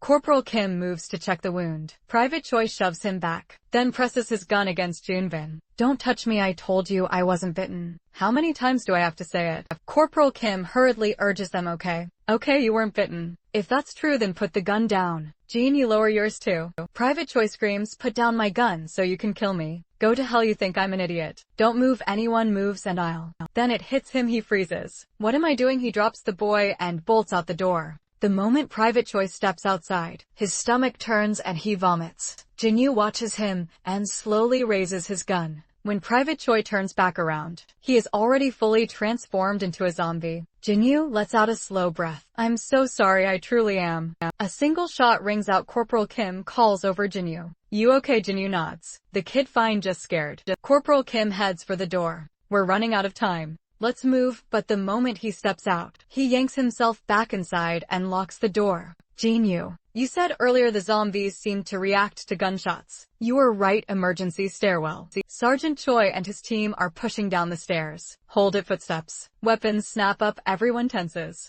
And Sergeant Choi sees who it is and his expression hardens. Kwon Jang-il, what happened? Where's the rest of the team? Kwon Jang-il lies without flinching. We were holding the line when a swarm hit. Everyone got bitten. How many zombies? Roughly around 20, not sure if they're still following. Jang-il answers, then notices Sergeant Choi hasn't taken his eyes off him. Damn it, he thinks. Why is he staring at me like that? Does he know I'm lying? Then the radio operator's device crackles to life. This is Alpha Bravo, do you copy? Inside the room, Corporal Kim is sprawled on the sofa. Man, I wonder what's happening on the first floor. He glances over. Hey, Jinyu, what are you doing? Jinyu presses his eye to the peephole, watching the zombies and tracking their movements. Corporal Kim, I think I found a way out. Corporal Kim sits up. How? Jinyu explains the zombies seem to follow a pattern. They walk toward the emergency exit, then loop back to the entrance. That takes 20 seconds, one full pass back and forth takes 50. But to stay out of their sight,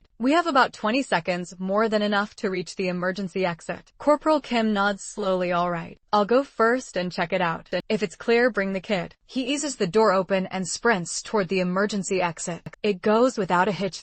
The moment the next zombie passes the entrance, Corporal Kim waves Jinyu forward. Bring the kid now, but just as they step out, the boy's toy car slips from his hands and hits the floor, and starts playing music. Every zombie within earshot snaps around and charges. Jinyu shoves them back inside and slams the door. But even the iron door is already starting to give. Jinyu backs onto the balcony. He peers over the edge 20, maybe 30 meters straight down. His stomach drops. He needs a way out and fast. Then something catches his eye. There on the balcony, a descender device. Meanwhile, Sergeant Choi takes the handset from the radio operator. Bravo copies, ready for a status update report. Current field conditions. We're conducting a sweep at a residential building in Samchok City, but our unit is pinned down. Requesting backup, standby. Confirming with the Chinook unit operating in the area. They'll reach your rooftop in 15 minutes. Copy out. Kwan's face floods with relief. Saved. We're actually saved. Sergeant Choi turns to the group. The situation in this area is worse than we anticipated. Squad alone won't be enough. We pull back and relay to Corporal Kim. Once the sweep is done, get to the rooftop. Before the words are even out, Corporal Kim comes rushing down the stairs. Sergeant Choi steps forward immediately. Why are you alone? Where's everyone else? Corporal Kim is gasping. Private Choi got bitten. And Jinyu is. He can't finish. He turns to the radio operator. Doosan, try the walkie-talkie. Reach Jinyu. He's got a kid with him. I don't know if they're big.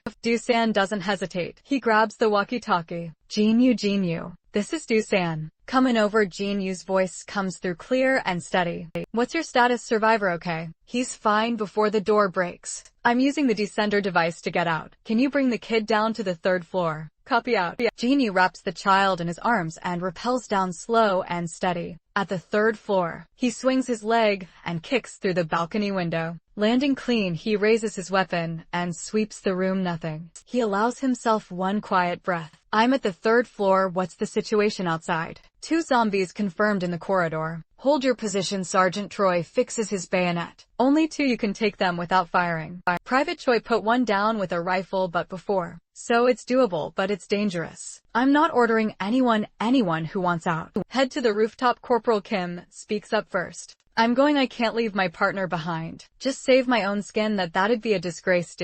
San checks his watch. 5 minutes left. I'm in 2. Kwan Jang-il seeds inwardly. Just leave him. Why risk everyone's lives for one person? Go yourselves. I'm not walking into my own grave. Sergeant Choi puts a hand on his shoulder and take the rooftop. Someone needs to explain why we're late. Kwan nods quickly. Yes, Sergeant. Please stay safe. He turns and runs. Thank God, he thinks. His heart still pounding. I thought they were gonna make me go. Sergeant Choi's team shoves through the iron door and charges. Aim for a clean entry point. I'll handle the finish move. 3 bayonets stab forward at once, piercing the zombie's chest. Sergeant Choi clocks the second one. Closing in fast, he lunges for the head. But a 3rd zombie is already surging from behind. Private Park shouts, Sergeant. I have no choice. I'm shooting. But then a door slams open and cuts off the zombie's path. All 4 shout at once, Jinyu. Jinyu doesn't say a word. He drives his bayonet straight through the back of the zombie's skull. Before anyone can react, the zombie behind them is already clawing its way back up rooftop. Kwan Jang-il shoves through the iron door, gasping for air. Finally safe. The sergeant was starting to suspect something. He slams the iron door shut with a loud clang and bolts it.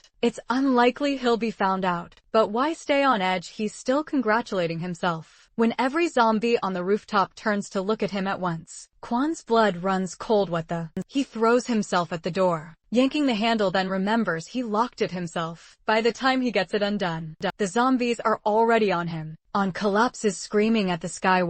Why like this at last? The helicopter arrives. The pilot stares at the hellscape below. It's literally hell down there. Yeah. Makes you real glad to be the one flying. Is that the building? The co-pilot glances at the rooftop packed with zombies. That's it, but how are we supposed to land? On the 3rd floor, the group takes down the last zombie. With every ounce of strength they have left, Jinyu exhales. Even one zombie is this hard without firing. If they were easy to deal with, we wouldn't be in this mess. Doosan pats Jinyu on the back. Go get the kid. Copy. Then the radio crackles. Bravo. This is Alpha. Doosan grabs the radio. Bravo copies. Large number of zombies confirmed on the rooftop of your building. The Chinook unit cannot land. Sergeant Choi rips the radio from Doosan's hands. How long can Chinook hold out there? 5 minutes maximum. He slams his fist into the wall. We don't even know how long it takes to kill one zombie, let alone all of them. He picks up the radio again. Jaw tight. Copy. Relay to Chinook. We'll clear the rooftop as fast as we can. Copy out. Corporal Kim swears under his breath. This is insane. We'd be better off on the roof of another building. Calm down, Doosan says. Jang-il said the zombies from the surrounding area are all piling up on the 1st floor of this building. We can't get through. Then he pauses. Wait. Jang-il went up to the rooftop. Corporal Kim exhales. He slacks off most of the time,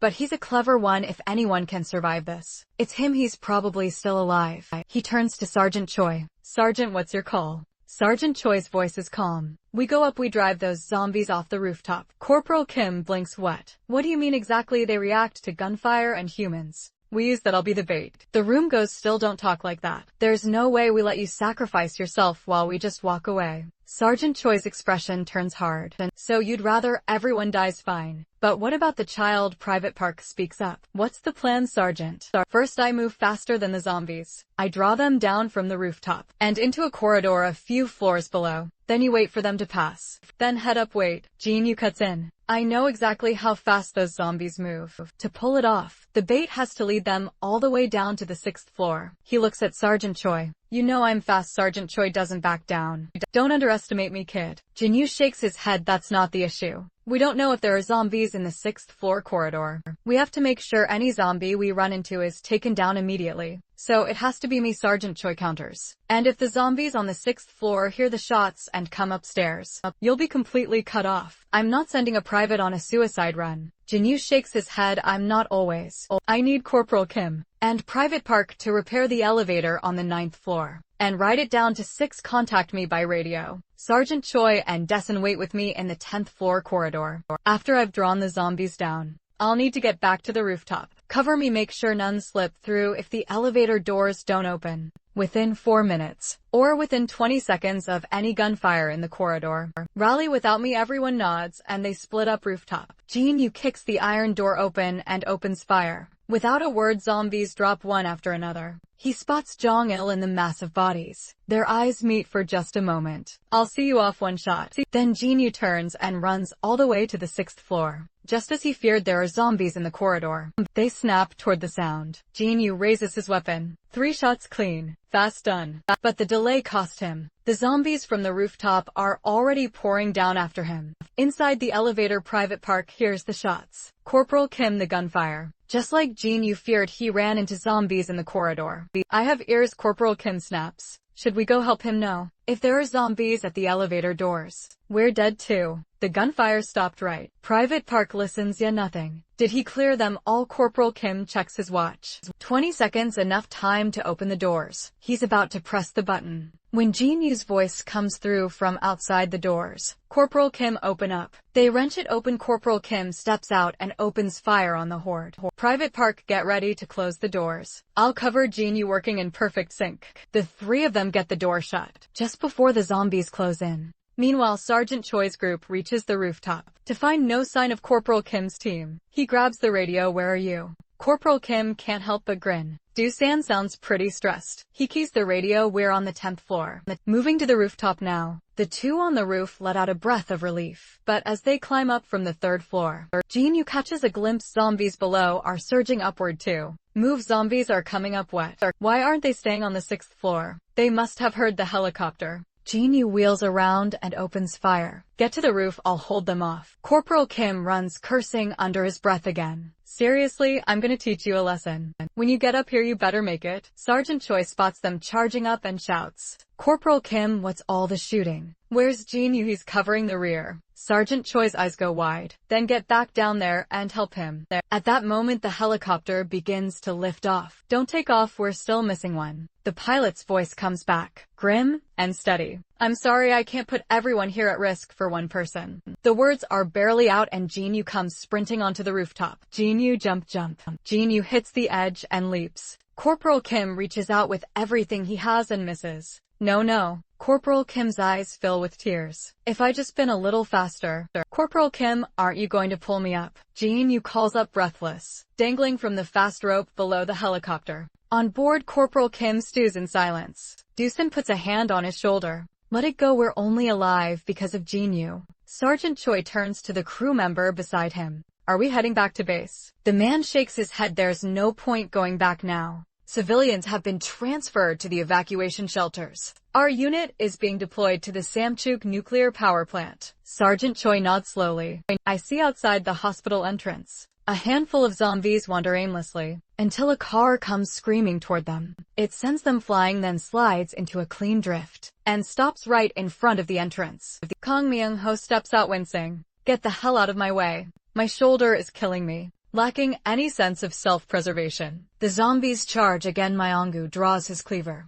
Bring it on then. I need treatment and I'm getting it. A few brutal exchanges later, every zombie is down inside the hospital. 2 doctors who had been hiding, watching disbelief before rushing to unlock the door. Myongu cracks a small smile. Right place after all. Hey, someone look at my shoulder. But before he can say another word, the two doctors speak first. Please help us before he can even process that. A hand claws through a gap in the wooden door. Young-gu takes one look and understands everything. Why is getting treated always such a goddamn chore? How many are inside? The male doctor answers. Voice hollow, patients and staff combined. Probably 30, we're the only survivors. Young-gu glances at the security shutter. That's why they're trapped. The main entrance should have a shutter too. Where's the switch? The female doctor points to the reception desk over there. Young-gu walks over and brings the shutter down. The male doctor's face goes pale. Are you out of your mind? If that comes down, we're trapped, we'll all die. Young-gu shakes his head. You have no idea what's out there. Compared to that, this place is paradise. He heads deeper into the hospital. The female doctor calls after him.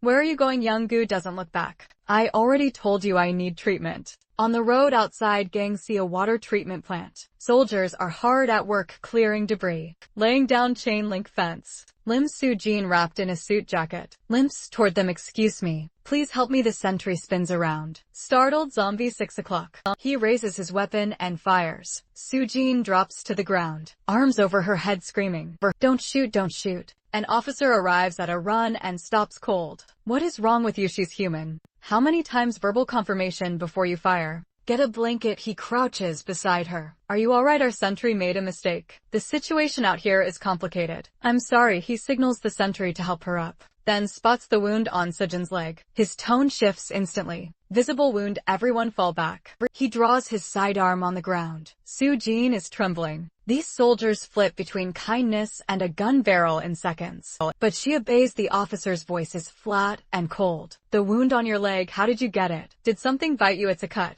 A knife cut. Soo-jin chokes out. Face against the ground, the officer examines it closely. Confirmed. He lets out a long breath. Inside the field tent, Soo-jin's wound has been dressed. The officer steps in. Thank God it wasn't a bite. Otherwise you would have killed me. Soo-jin finishes the sentence herself. The officer hands her a drink. I understand that hurt, but try to see it from our side. We've seen too many people swear they weren't bitten and then turn. Strictly speaking, you're still a subject for observation. So please keep talking. If you go quiet, I'll assume the worst. How long do I have to talk until we're certain you haven't been bitten? Were you at the water treatment plant the whole time? Soo-jin nods. Yes, that's strange. We swept the building yesterday and found no survivors. I was locked inside a refrigerator in the basement cafeteria. I had passed out. I didn't hear anything. Then who killed the zombies inside the plant? Soo-jin shakes her head. I don't know. It was my first time seeing him. When that man appeared, the zombies followed. He just kept cutting them down. When I came to, I was inside the refrigerator.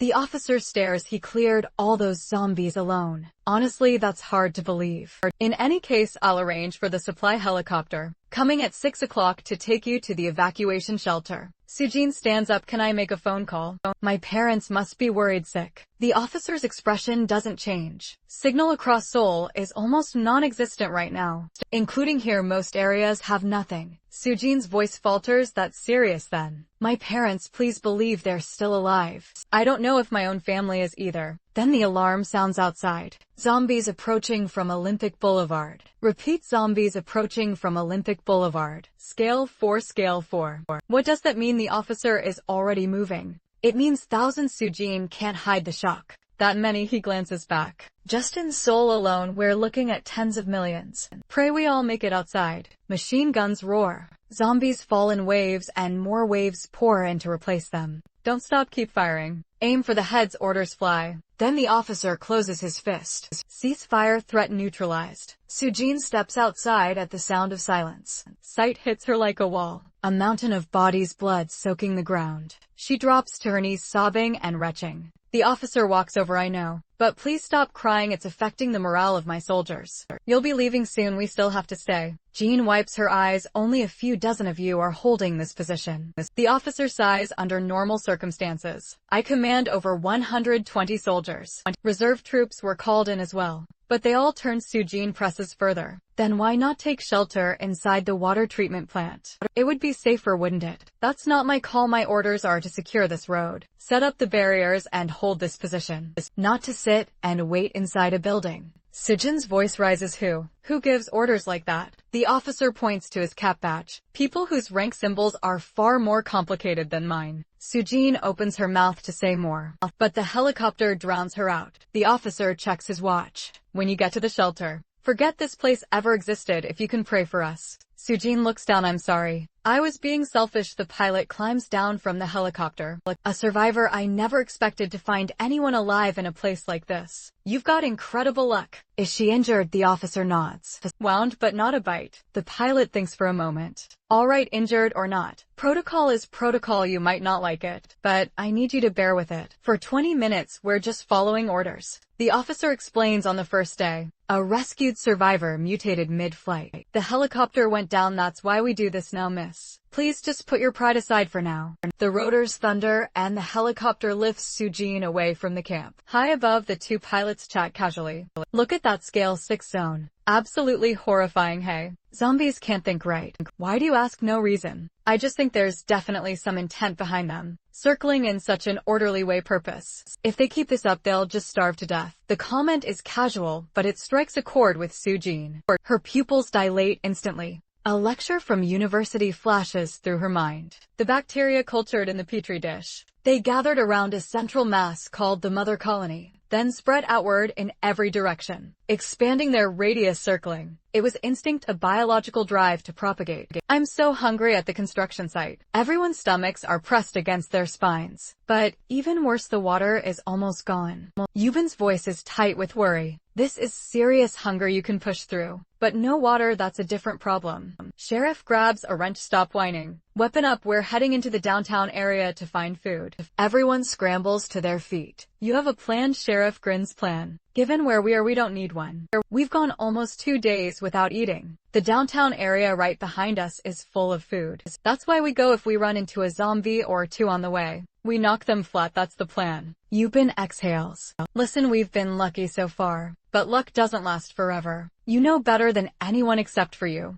Every one of us is weaker than a zombie, and we're short on numbers. We need to be careful. You're right. Sheriff fires back. But are we just supposed to starve to death right here? I'm asking you to be smart about it. Scout a vantage point to keep an eye on the downtown area. Set some traps along the route. That kind of thing. Have you figured out where you've been? Gives the most innocent smile of course, at the outer edge of the construction site. The three of them tear down sections of chain link fence. They stretch the blast net flat along the ground. Anything running through will trip. Then they line the spot where a falling head would land with sharpened steel pipes. Drive nails into the strips of chain link fence. Finally, they place a row of soda cans in front of the trap. A warning for any living person who might stumble across it. The trap is ready. Yubin scans the sky. The sun hasn't set yet. Not a single zombie in sight. A patrol now wouldn't be a bad call. Let's just go take a look at what's happening over there. Nothing more. The other two nod, staring toward the downtown area not far off. Could anyone still be alive in there? The three cross a small bridge and reach the subway station. Sheriff shifts uneasily. Too quiet. The kind of quiet that scares you. Samsic nods hard. Yeah, I thought we'd at least see bodies. Yubin keeps his voice steady. Don't get careless. Not seeing them doesn't mean they're not here. Sheriff rubs his stomach. If I weren't starving, I could take on 5 of them by myself. Just then Sam's 6 eyes light up. Look, a vending machine. He practically throws himself at it. Do you know how much I've missed you? He spins around. Hey, anyone have coins? Sheriff holds Sam's sick aside with the sledgehammer. Power's out. We don't need money anymore. He swings with full force. A tremendous clang of metal and the machine doesn't budge. Yubin spins around, scanning in all directions. That was way too loud. Sheriff looks just as surprised. Damn it, how is it that loud? He crouches down and taps at the glass. Careful and quiet, he goes at it for a while. The glass doesn't even crack. Yubin presses his palm to his forehead. We can't survive without water. The traps are set. Let's just break it open and go.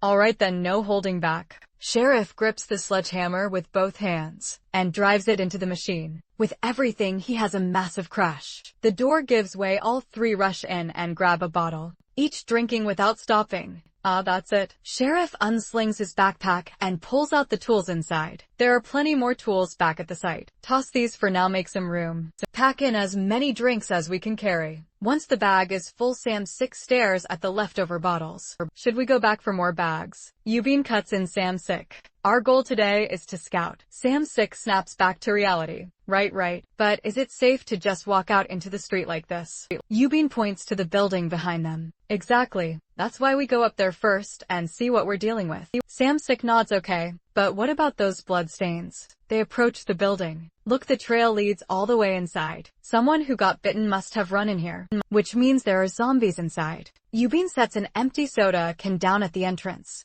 I already know what's in there, but better to have a warning in case anything comes in from outside. 2. They follow the trail all the way to the door of Unit 203. Should we go in? Sam Sick holds up a hand. Let me listen first. He presses his ear to the iron door. From inside a low, continuous growling, he turns back. There's definitely one inside. Should we just head straight to the roof? Yubin shakes his head. If it starts making noise and draws others to us, we won't be able to move. Better to deal with it now. Weapons out, everyone braces. Sheriff kicks the door open and the corridor is empty. Just as they start to think it's clear, another growl echoes out. They press back against the wall. Sounds like it's coming from the room at the far end. Careful, there might be more than one. Before the words are out, the sheriff is already charging forward. If we drag this out, every zombie in the area will come running. I'll end it fast, Yubin. Heart sinks. Wait. If you just rush in like that. Sure enough, a zombie bursts from a side room and lunges straight for Sheriff's throat. Snap! The 2 behind him cry out. Sheriff, watch out. Sheriff nearly jumps out of his skin.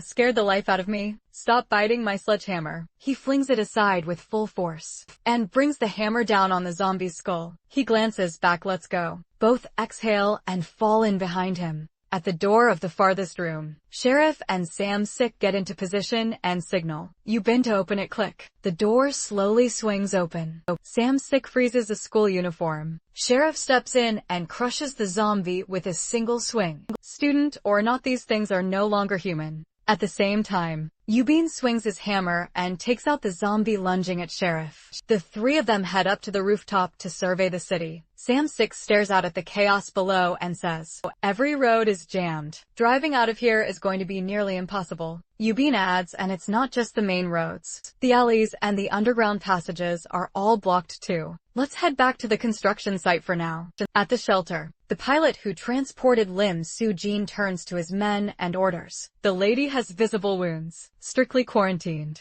I'm heading to Yonkian to bring back the ammunition. His subordinate snaps a salute and replies, understood, sir. Inside the quarantine room, Soo-jin complains in frustration. Why do I have to be stuck in this cell and for 2 whole days? This is unbearable. Suddenly, the girl next to her speaks up. Don't stress. When I first found out I had to stay here for 48 hours, I didn't know what to do with myself either. But the time went by faster than I thought. Still a bit more to go though.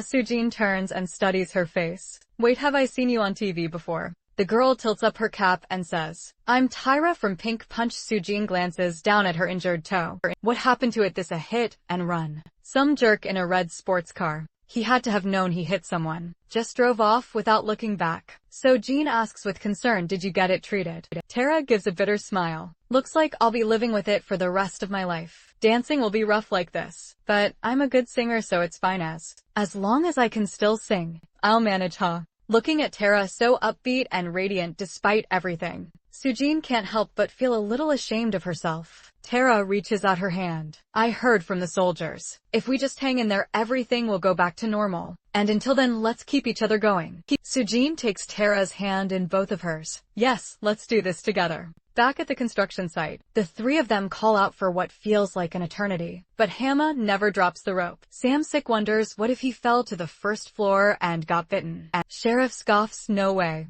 That guy would never come down to the first floor. Yubin takes out a drink from his bag and tosses it up toward the 2nd floor. Sure enough, Hama's head pops right out. Hey, you brought drinks back. Sheriff's fist clenches in fury. I'm going to kill him, the other 2 urge. Calm down. Without him getting back up, there would be a nightmare. Sheriff shouts, why haven't you dropped the rope? I was making sure you didn't bring any zombies back with you. What so if we had brought zombies? You just wouldn't drop the rope, obviously. Isn't that the smart move? Only after checking that the area is clear does him off. Finally lower it. Sheriff rubs his temple. Alright, first thing tomorrow. We're building those stairs. Relying on that guy alone is going to get us killed. The other 2 nodded furiously. Once they're upstairs, Hama asks, what took you so long? I thought you'd abandon me without a second thought. Sheriff snaps, you couldn't even drop a rope on time. What right do you have to talk about loyalty? Hama shrugs. That's what you think, whatever. Just give me more drinks. Sheriff and Sam Sick both clutch their bags with a smirk. None left for you. Hama's tone softens instantly. Oh, come on guys. I'll drop the rope properly next time. I promise. Sam Sick tosses him a bottle here. Consider it a reward. Eugene looks down at the bodies below. We'll need to clear those out tomorrow. The next morning the three of them finish building the stairs. First thing, Hama tests it from above. Is this thing sturdy enough? It's not going to snap, is it? Sheriff stares at him like he's an idiot. It's made from construction materials. How could it possibly snap? Stop stalling and get down here. Sam Sick drags a body and suggests, just think of it this way. When we die, we'll end up like this too. I'm basically burying my future self. Makes it easier. Hama curls his lip. I'm never dying, you've been suggesting, Sheriff. Why don't you and Hama head to the hill out back and set up some wire traps? The two of us can handle things here. Sheriff nods fine, then calls over to Hama, let's go. After a long while, Eubin and Sam Sick finally pile all the bodies together. Phew, done. Now we just need to burn them. Watching the roaring fire, Sam Sick remarks, Eubin, the spots where they were lying are a lot cleaner than I expected. I figured all the headshots would have left a lot of blood, but it seems like it all dries up once they turn. Eubin nods. Yeah, they might look like people on the outside, but what they're now is something else entirely. Stop feeling guilty after everything's done. The group heads back up to the second floor. Hey Hama, did your phone get any charge? Hama pulls out his phone. Yeah, it did. Let me check if there's any signal. Hama paces around the floor, then suddenly stops. Dead signal. There's signal. Everyone rushes over the news. Quick, check the news. All right. Hama taps into the news app with an impatient flick. On screen, a female anchor announces good news. The South Korean government is working closely with military and police personnel to resolve the situation as quickly as possible. Based on current conditions, the situation is expected to be under control within 1 week. The trio's faces light up. The news says we just have to hold out for a week. But Hama throws cold water on it. Hold on, look at the comment section. What is all this? That afternoon, the three of them are back on the station rooftop. Sheriff asks, so, what do you two make of those comments? Eubin speculates it could be fake news. If things were actually improving, why wouldn't they show reports from Seoul or Gyeonggi? Sam Sick scans the street through binoculars, barely paying attention. They do more good just telling people to aim for the head. Sheriff, what time is it? 2:34. Seriously, you have a date with a girl at a time like this? Sam Sick looks surprised. How do you know? I was supposed to grab drinks with someone. Wanna come? Sheriff shakes his head wildly. Shut up. Sam Sick keeps watching through the binoculars. The one in red is Young Suk. The one in school uniform is Ji-hai. Sheriff, what's the exact time right now? Sheriff snaps, what have you even been doing this whole time? Sam Sick urges, just tell me. 2:41. Happy now? Sam Sick doesn't respond, muttering to himself. Mayon turned 2 and Yujong from the bar is there as well. Sheriff's jaw drops. Wait, you knew that woman from Orange Bar? Sheriff, the time. Don't you dare change the subject. 3:23. Start talking. Sam Sick counts on his fingers, lost in his own world, so that's 21 minutes. Young Suk, Mayon, Yujong. Hey young Sheriff, let's out alongside.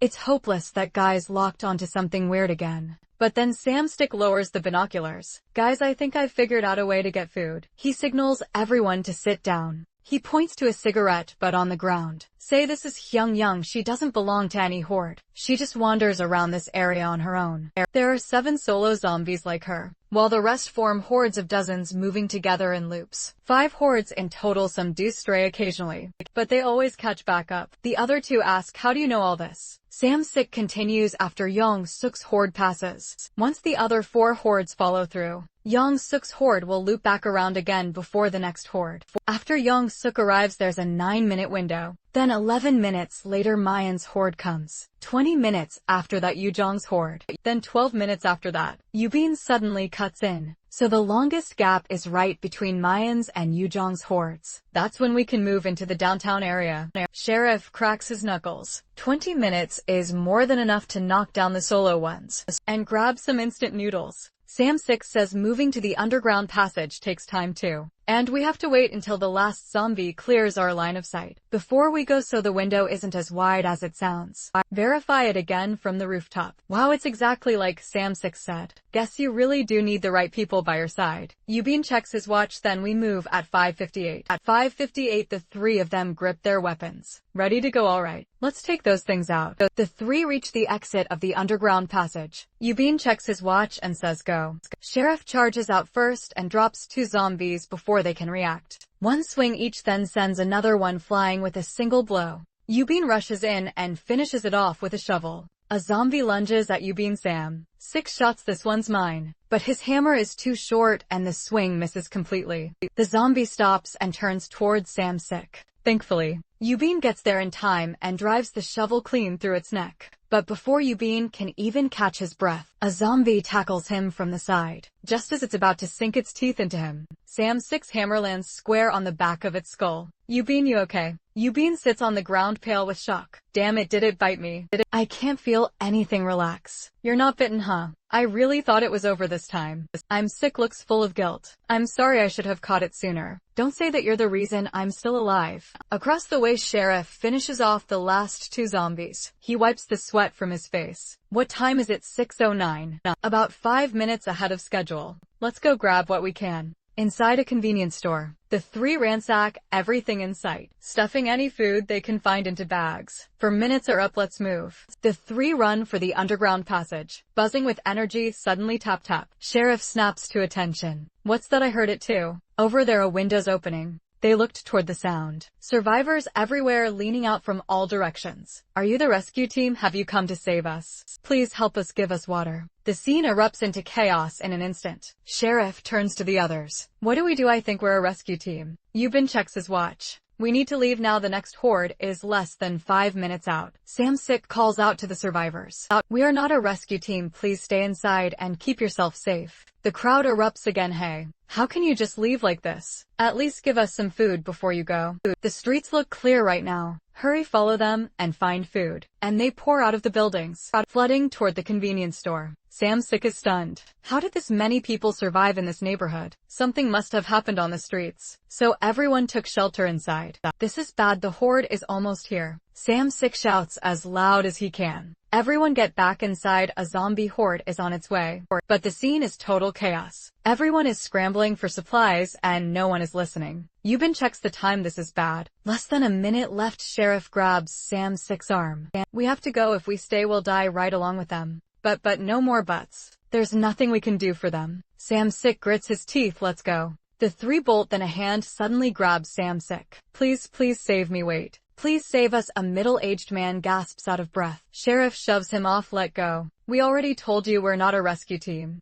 Man grabs Sam 6's shirt again. Please just take me 2 blocks. My car is there. Sheriff kicks him to the ground. I said let go. The man doubles over, coughing in pain, but still refuses to give up. Please, just this once, I'll pay you. No, I can give you power and connections. Then Yubin cuts in 30 seconds, explodes. Damn it, I told you to let go. And knocks him out cold with 1 punch. Yubin stares. You didn't have to knock him unconscious. He wouldn't let go. What was I supposed to do? At that moment, a young woman runs toward the man. Okay, are you okay? Come on, stay with me. Watching her shake him over and over, Sheriff says awkwardly, hey, now is really not the time for that. Then a scream rings out from down the street. Zombies. Zombies, everyone raiding. The store freezes. Run. The horde is back. Nobody cares about supplies anymore. They scatter in a panic. But many don't make it in time and are brought down by the horde. Sheriff watches the horde closing in and tells the others, we need to move too. But just as they're about to go, they see the young woman still struggling to drag the man along. Please get up, come on. Sheriff is torn, then curses under his breath, runs over and holds the man onto his shoulder. Yubin says to the young woman, getting him back to our position will be too difficult. I have to take him back to where you were. The young woman nods. Follow me. How far is it? Just ahead in the alley. Get in quick. They finally reach the door. Sheriff gasping for air. I really thought we were finished back there. Sam 6 asked the young woman, why isn't the door opening? She says in a panic, I think it's been locked from the inside. The group erupts. Sam 6 peers out the window. We're done. The horde is heading this way. Sheriff kicks the iron door. Open up, people inside. Call back. Find somewhere else. Don't bring your problems here. Sheriff asks skeptically, aren't you two together? The young woman says awkwardly, actually, we only just met here. Sheriff sets the man down, picks up his sledgehammer and slams it into the door. Fine, then we all die together. Thunder is boom. The door caves in. The people inside given it once. All right. We're opening it once the door opens. Sheriff spots the horde nearly on top of them. He grabs the wrench from Yubin. Everyone get inside, Sam Sick and I will cover you together. They each take down one of the pursuing zombies, then sprint inside. Close it now just as the door is about to shut. A zombie jams its hand in the gap. Sheriff orders hold the door, then brings the wrench down on that hand. The bones crack, the hand retracts. Close it, Yubin slams the door shut and drops to the floor. Finally safe, Sheriff looks over at the young woman. You okay? She stammers. I'm fine. Thank you, and I'm sorry. Yubin glares at Sheriff. It's fine, but if anything had gone wrong. Sheriff defends himself. Hey. The situation was critical back there at that point. One of the men already inside shifts nervously and asks, not planning to stay here permanently. We opened the door because it was an emergency, but we're running very low on food. Sheriff says tiredly, just let us catch our breath. That's all we're asking on the floor. The man slowly opens his eyes, head pounding just as he tries to sit up. He hears Sheriff say something to the young woman. Won't you be more comfortable taking it off? The man's mind snaps to full alert. He lunges to his feet, grabs Sheriff by the collar and roars. Does this punk have a death wish? Sheriff is baffled. What is going on? Why is he coming at me like this? Young woman waves her hands, trying to explain it's not what you think. But the man cuts her off. I heard it loud and clear. He told you to take it off. What? No, that's not it. She says I told you. He was just telling me to eat the bread. The man's eyes land on the loaf of bread in Sheriff's hand. His face goes red. Oh, I see. I'm sorry for coming at you like that. Sheriff waves it off. Don't worry about it. I hit you too. Call it even. The man rubs his throbbing head. That's quite a punch you've got. Where did you learn that? Let me ask. Who do you work under? Sheriff looks confused. Sam Sick cuts in. Dae Hwang Manpower Agency. We work under Foreman Chu Guk Nam. The man thinks it over. First time I've heard of Dae Hwang. In Seoul there's the man, Biopa, and the Hung Sun. Are there really any other factions? Anyway, I'd like to ask a favor of you. Sheriff waves him off. I already know what you're after, but it doesn't look like you understand what's out there. No car in the world will help you now. Every road around here is completely blocked. There's no way to drive anywhere. The man asks, how do you know that? Did you see it yourself? Sam Sick says proudly. We confirmed it from the top of the abandoned station. So, what was it like on your way here at that moment? Yubin says to Sam Sick, give it a rest and get some sleep. You can't see anything out there at night anyway. Sam Sick keeps watching through the window. No, I can see just fine. That over there is Yujong's horde with some new zombies joining them. The numbers are bigger, but between here and the underground passage, I can only spot about 5. And the hordes are still moving in the same pattern as before. Yubin stares. You can see all that. Is it just that your eyesight is that much better? At dawn the sun slowly rises and breaks through the darkness. Yubin takes the chance to observe the zombies' movements. Sam Sick was right, they're moving faster now. But their patrol pattern is still the same as yesterday. Sheriff asks, so what time do we move? Yubin checks his watch. This horde will clear out at 5:17. It takes them 6 minutes to fully clear the area. We leave at 5:23, that gives us a 10-minute window. Plenty of breathing room. Sheriff cracks his knuckles. Let's go. Though taking out every zombie on that street is out of the question. I can only handle the ones that get close. But what about the supplies? We can't fight while carrying all this. Yubin says we can't just leave this stuff here. Suddenly, the owner emerges from the back room and tosses out a backpack. Take this, and now you really need to go. Don't come back. The doors slam shut behind them. Sheriff pulls a few cans of lunch and meat from a bag and sets them on the floor. Payment for the backpack. Yubin turns to face the two. Are you two really coming with us? Can you run 2 kilometers to our base? The man nods. Sitting around waiting isn't my style. I have to do something, the young woman adds. I work out regularly. That distance is no problem. Sheriff picks up his sledgehammer. Alright then, let's move. Once everything is set, Yubin opens the front door to draw the zombies' attention. Sheriff seizes the moment and swings. The zombie skull caves in on the spot. No time to think, everyone runs for the underground passage. They reach the entrance quickly. Everything is going smoothly so far. Now they just need to brake right at full speed, exactly as planned. But the man stares fixedly to the left. Yubin has to call out to snap him back. He shakes his head and falls back in line. The group presses forward. Sheriff at the front, Sam Sick, and Yubin close behind.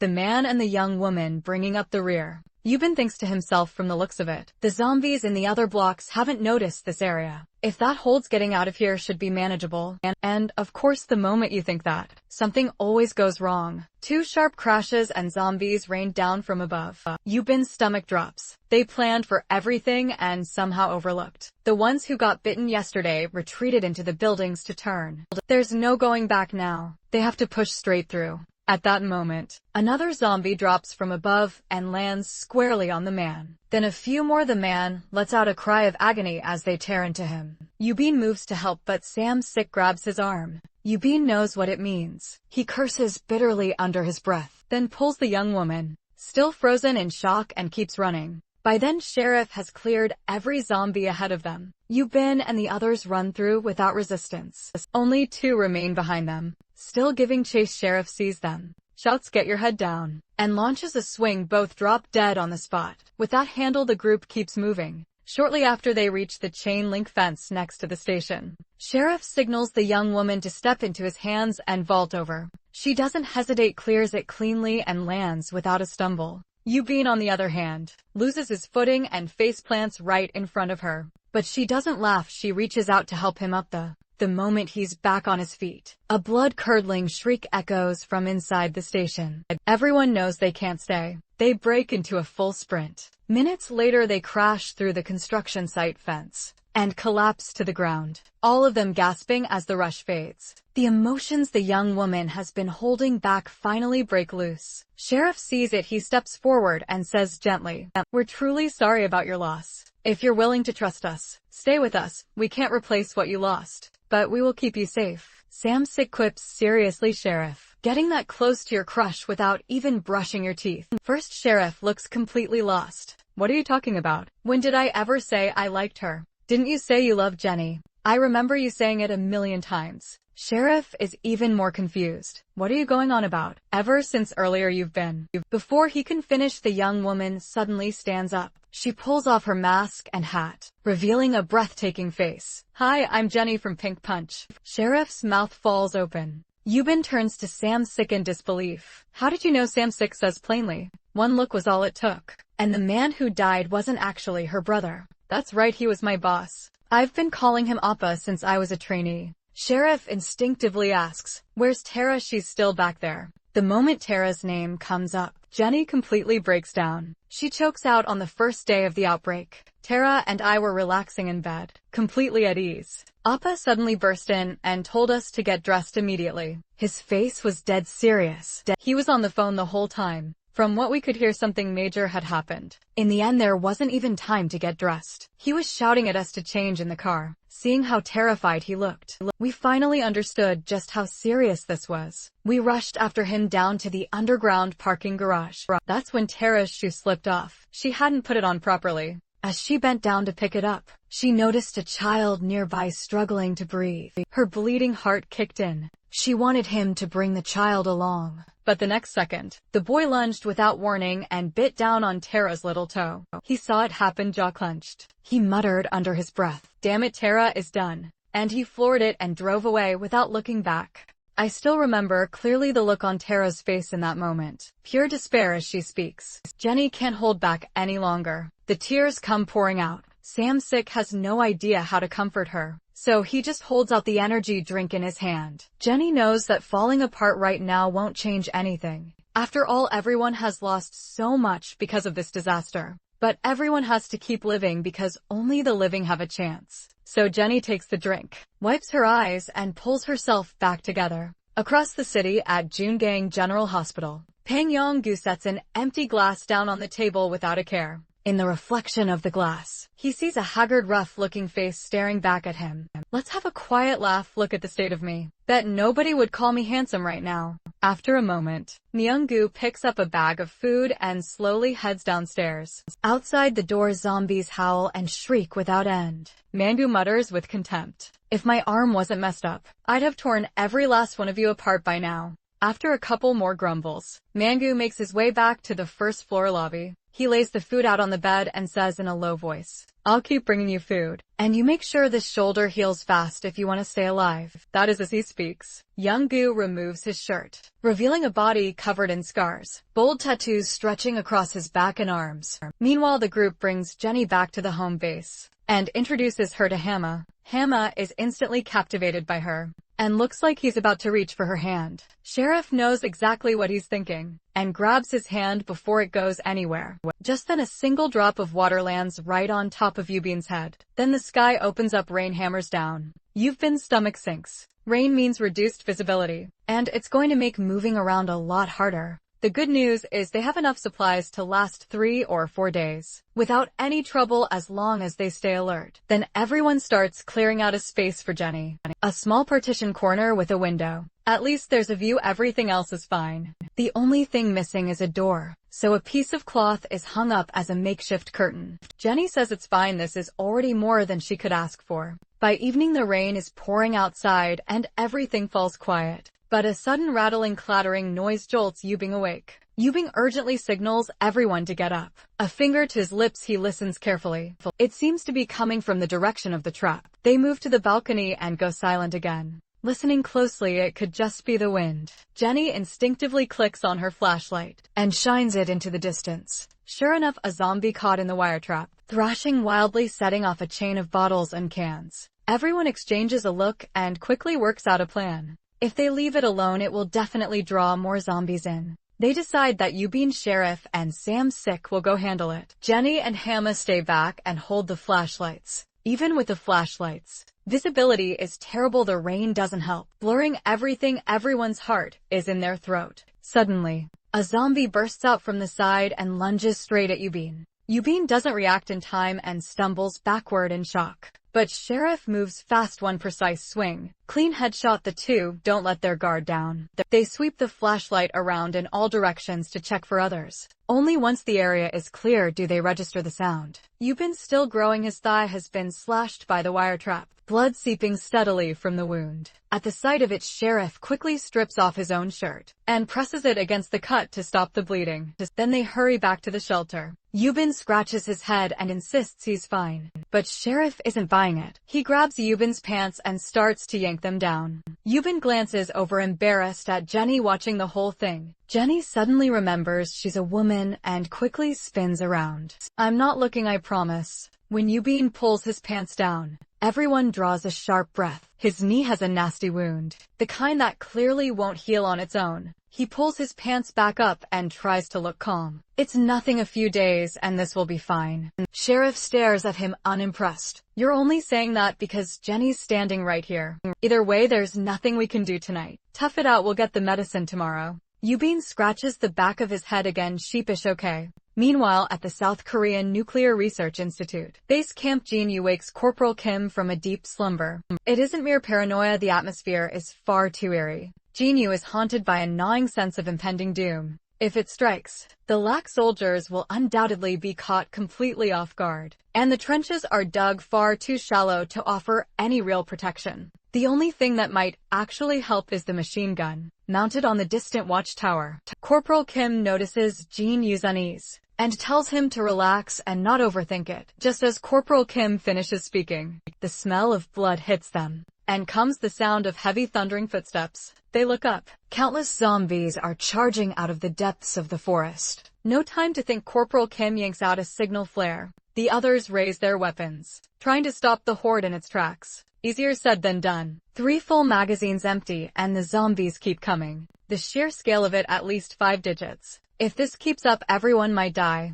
Jin-Yu's mind races. He has to find a window to get everyone inside the generator room. Assuming zombies can run 100 meters in 12 seconds uphill, the first wave of zombies should take 72 seconds to get here. On the flip side, we have to lug our gear and ammo. So 16 seconds for the same distance. It might take longer than that, so we need to retreat in exactly a minute. Decision made. Jin-Yu keeps firing. Each shot finds a zombie skull. The minute passes fast. He scans his surroundings. Time to pull back. But Corporal Kim has completely lost himself in the fight. Calling his name does nothing. With no other option, you can only grab him by the collar and physically haul him away. That finally snaps Corporal Kim out of it. And just like that, the two of them are off, sprinting for their lives with the horde right behind. Suddenly mid-run, Yu catches a flash of light at the edge of his vision. Without thinking, he shoves Corporal Kim's head down. A bullet punches clean through a zombie skull. A split second later, soldiers inside the Institute had opened fire to cover them.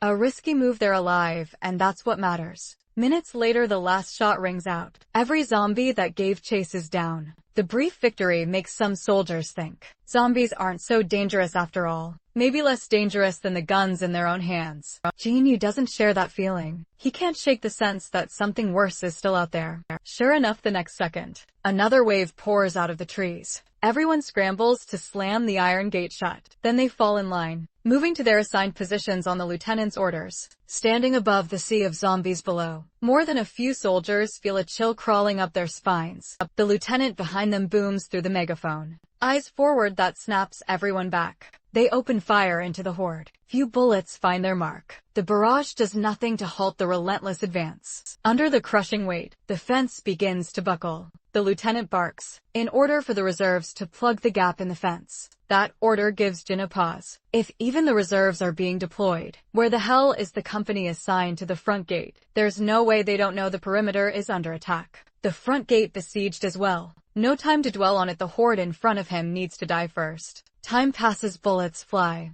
The bodies pile up higher and higher. More and more zombies begin using the growing pile of dead as a ramp. Vaulting into the air, some clear the fence entirely, landing behind the soldiers completely by surprise. Yu thinks this can't keep going. If nothing changes, they're all dead. Come up with something, pull it together. Park Jin-yu. He's still thinking when click, his submachine gun runs dry. He reaches instinctively for the spare magazine at his hip, when Corporal Kim's voice cuts through from behind. Park Jin-yu, I told you to watch the front, you idiot. Jin-yu blinks. A zombie is already lunging straight at his face. Corporal Kim moves fast and yanks him off the platform just in time. One shot, clean headshot. Crisis over. Can't you hear anything I say? Are you even with us right now? Jin-yu doesn't answer. His eyes drift forward, vacant. One by one, his comrades are being torn apart, their screams filling the air. If Corporal Kim hadn't pulled me when he did, I'd have ended up the same way. The thought sends a cold wave down Jin-yu's spine. The lieutenant shouts for everyone to grab the fire hoses and soak the zombies, then hit them with high-voltage electricity to paralyze them. Solid idea in theory. and practice, it's a disaster. The electrocuted zombies blast into the air like popcorn. Some of them land inside the fence. Soldiers inside don't know whether to run or fight. Jin-yu and Corporal Kim exchange a look. Corporal Kim jerks his thumb at the jeep parked behind them. Jin-yu gives a single nod. The next second, both of them sprint toward the already running jeep, like their lives depend on it. Corporal Kim drives, Jin-yu shoots. They work in perfect sync, the plan being to lure the zombies away and take the pressure off the front line. But barely any follow. One look tells them why. The entire horde has been pulled toward the sound of the Institute's generators. Jinyu's stomach drops. If the Institute falls, humanity has nothing left. They have to find a way to grab the horde's attention and lead it to the front gate. Just then a group of soldiers comes sprinting toward them, screaming for help. When they take a closer look, they see a massive horde of zombies right behind them, easily in the hundreds. Jin-yu and Corporal Kim are clearly shaken. But isn't this the perfect way to draw the zombies in? No hesitation, Corporal Kim yanks the handbrake, whips the jeep into a drift, and slides it to a perfect stop, right in front of the fleeing soldiers. Everyone scrambles and Jin-yu stands up in the back and opens fire, buying time for the ones to board. Once everyone's in, Corporal Kim floors it. The horde is following. Now all they have to do is lead it to the front gate. That's the plan until a zombie darts out directly in their path. Corporal Kim has no time to react. He hits it dead on. The sudden impact throws him for a second. His hands jerk the wheel without thinking. The front tire rolls straight over the zombie's skull. The rear axle takes serious damage. Sparks spray from the wheel. Corporal Kim swears, son of a blown tire. Everyone bails and runs. The The soldiers at the front gate spot the commotion in the distance and raise their machine guns. Corporal Kim desperately shouts for them to hold their fire, screaming the secret code. Bikini Atoll, the sergeant stares at them exasperated. "You idiots, get down." Everyone drops immediately, hands over their heads the next second. A wall of bullets sweeps across the entire battlefield. Zombie horde doesn't stand a chance. After a full 5 minutes of sustained fire, every attacking zombie is wiped out. Humanity claims another brief victory. Several of the soldiers are wounded. One of the privates is about to put them under observation to see if they'll turn when a lieutenant suddenly walks over. Corporal Kim gives him a quick situation report. The lieutenant casts a flat look at the soldiers nearby. Pale faces, noses dripping blood. He waves it off. "They're fine. Since when do zombies bite someone in the nostril?" "Now get back information." Corporal Kim starts to argue, but the lieutenant's face keeps getting closer, and Corporal Kim swallows his words. Elsewhere, the outer perimeter of the institute has fallen. The survivors climb on top of a bus, hanging on by the thinnest thread. The last signal flare arcs into the sky. Their time is nearly up, ammunition gone. One magazine left, that last magazine. No one plans to use it on zombies. They're saving it for themselves. They're about to pull the trigger when a blinding light cuts through the haze ahead. They look up. A rescue team. "We're going to make it." The rescue lieutenant arrives, grabs the megaphone and orders everyone off the vehicles. "Assemble first, then we fight." Jinyu is dumbfounded. Shouldn't they be going straight into combat? Why assemble, and more importantly, why get off the vehicles? Doesn't the lieutenant know that the high ground is a massive advantage against zombies? Question after question, but Jinyu bites his tongue. Military orders are military orders. Assembly complete. The lieutenant gives the order. Hundreds of bullets pour out, but the horde doesn't slow. If anything, it's getting closer. The lieutenant starts to panic. He shouts for his men to aim for the heads. "Stop wasting shots everywhere else." Jinyu thinks, yes, the head is a zombie's weak point. That's true, but in this specific situation, wouldn't targeting their legs be far more effective? Shoot out their legs, make them fall. That stops them from advancing, and then pick them off while they're being trampled by the ones behind them. How is this lieutenant not seeing it? Corporal Kim, aim for their legs. Corporal Kim stares at him blankly, but the lieutenant said to aim for the head. Jinyu doesn't have time to explain. "Just trust me this once." Corporal Kim looks at Jinyu's face, panicked but completely serious. He agrees. 2 shots, both aimed at zombie legs. Both snap clean. 2 zombies crash to the ground. Before they can get up, a stampede of feet rolls over them. It works. Corporal Kim immediately tells everyone around him to start targeting legs. The lieutenant sees everything,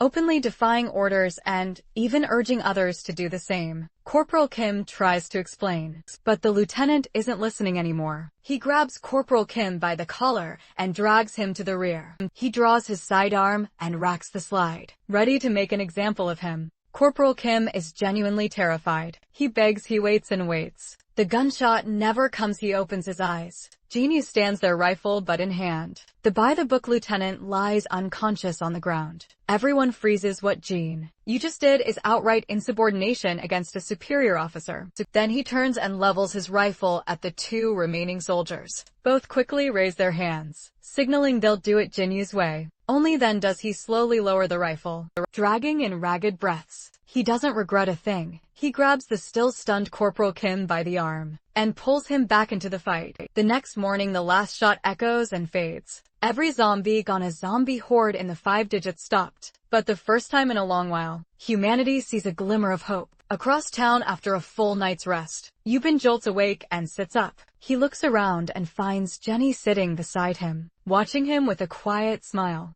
A wave of embarrassment hits him instantly. He turns away and clears his throat. Yubin takes a few sips from a drink, notices the others are nowhere to be seen, and asks Jenny where they went. She answers honestly, the moment the sun came up. They said they were going for medicine. Yubin spits out his drink. He mutters under his breath and tries to stand, but his leg fires back with a bolt of pain. It drops him before he's halfway up, and he slams straight onto the floor. Jenny tells him not to worry. They made a promise. They'd fight with everything they have and come back alive. With the medicine, Yubin is at a loss for words, feeling a surge of helplessness. After all, his injuries make it nearly impossible for him to move right now. Seeing him finally let it go, Jenny gets up to take care of her own things. She fills a basin with water and starts doing laundry. She knows what it takes to survive in a world like this. She has to make herself useful. Yubin can't just sit there and watch a celebrity washing everyone's clothes. He limps over to help. Jenny looks up with a bright, innocent smile. Thank you, Appa. That one word, Appa, nearly breaks him. A dopey grin spreads across his face before he can stop it. He catches himself just in time, slaps his own cheek and pulls it back together. He silently calls himself every kind of idiot. All the times to be thinking about that. Get it together, he mutters, then immediately sneaks a glance. One look is all it takes. He's completely done for. Not that anyone could blame him. That face is simply not fair. Jenny suddenly turns around. APA, I heard everything Sheriff told me. You're a terror fanboy. The words hit Yubin like a thunderbolt, rattling his brain. In his head, he's already cursing Sheriff and his entire lineage. All he can do is bow his head and scrub the laundry with a vengeance, desperate to wash away the embarrassment watching him squirm. Jenny finally bursts out laughing. Appa, you are genuinely adorable. On the other side of town, Sheriff and the others have made it to the top of a high rise. Sam Sick studies the zombies through binoculars, tracking their movements. He expected them to wander the same route they have before. But things never stay the same for long. The horde's pattern has shifted, and that's a problemo. Hamma frowns. So that means yesterday we had about 15 minutes to make a run. And today we have a full 25. More time is better, isn't it? So, what's the problem? Sam Sick answers. Evenly, because we calculated everything based on yesterday's pattern. If that pattern is changing, all our numbers are wrong. Hamma thinks for a second. Then let's just go now and come back fast, before the pattern fully shifts. Sam Sick considers it that's really all they can do. They need that medicine. Yubin's wound can't wait much longer. There are still about 15 zombies on the street. Going for headshots one by one, like before, would drain them completely. Sheriff suggests a different approach. Target the lower body, just disable them. No need to kill. Sam Sick thinks it over. Actually not bad. Even demonstrates the concept on Hamma. Hamma nearly jumps out of his skin. Jokes aside, when the timing looks right, Sheriff and Sam Sick head out, leaving Hamma alone on lookout. A few minutes later, the two of them slip quietly out of the subway station entrance. Weapons ready, the zombies sense movement and surge toward them. Sheriff swings a direct hit to the zombie's lower body, but the zombie doesn't go down. It's still thrashing, still moving. Sheriff's stomach drops. Sam Sick, run. The plan has failed. Sam Sick doesn't hesitate. He turns and sprints 12 zombies ahead. Closing fast, Sheriff realizes the previous plan is a bust. He pivots, ditching the lower body strategy to focus on headshots, though he isn't sure how many he can take down. Whatever survives the initial strike, Sam Sick handles the cleanup. Together they cut through every obstacle in their path and take down every zombie between them and the pharmacy door. No time to hesitate. They push inside and start packing whatever medicine they can find. Don't know what's useful and what isn't, so they grab a little of everything until their bags are full. Less than 10 minutes before the next wave. Plenty of time to get out. They step out of the pharmacy, bags loaded, feeling like the hard part is over. The zombies are already back and they are dangerously close. Sam Sick does the math instantly. Making it back to the fence from here isn't realistic. He drops his weapon, steps up onto an air conditioning unit, and leaps, both hands catching the rooftop ledge. Sheriff doesn't pause, same move. Drops the weapon, steps up, leaps. They make it to the roof. That was a close call. Once he catches his breath, Sam Sick starts turning it over in his head. How did this happen by his calculations? The other group shouldn't have returned for another 5 minutes. So why then? Something clicks. He rushes to the balcony and looks down. Sheriff stares at him, completely lost. Sure enough, another group of zombies emerges from the street below, confirming exactly what Sam Sick suspected. While we were watching from the rooftop, we noticed that the times the zombies appeared had changed, but the duration they spent on the street remained the same.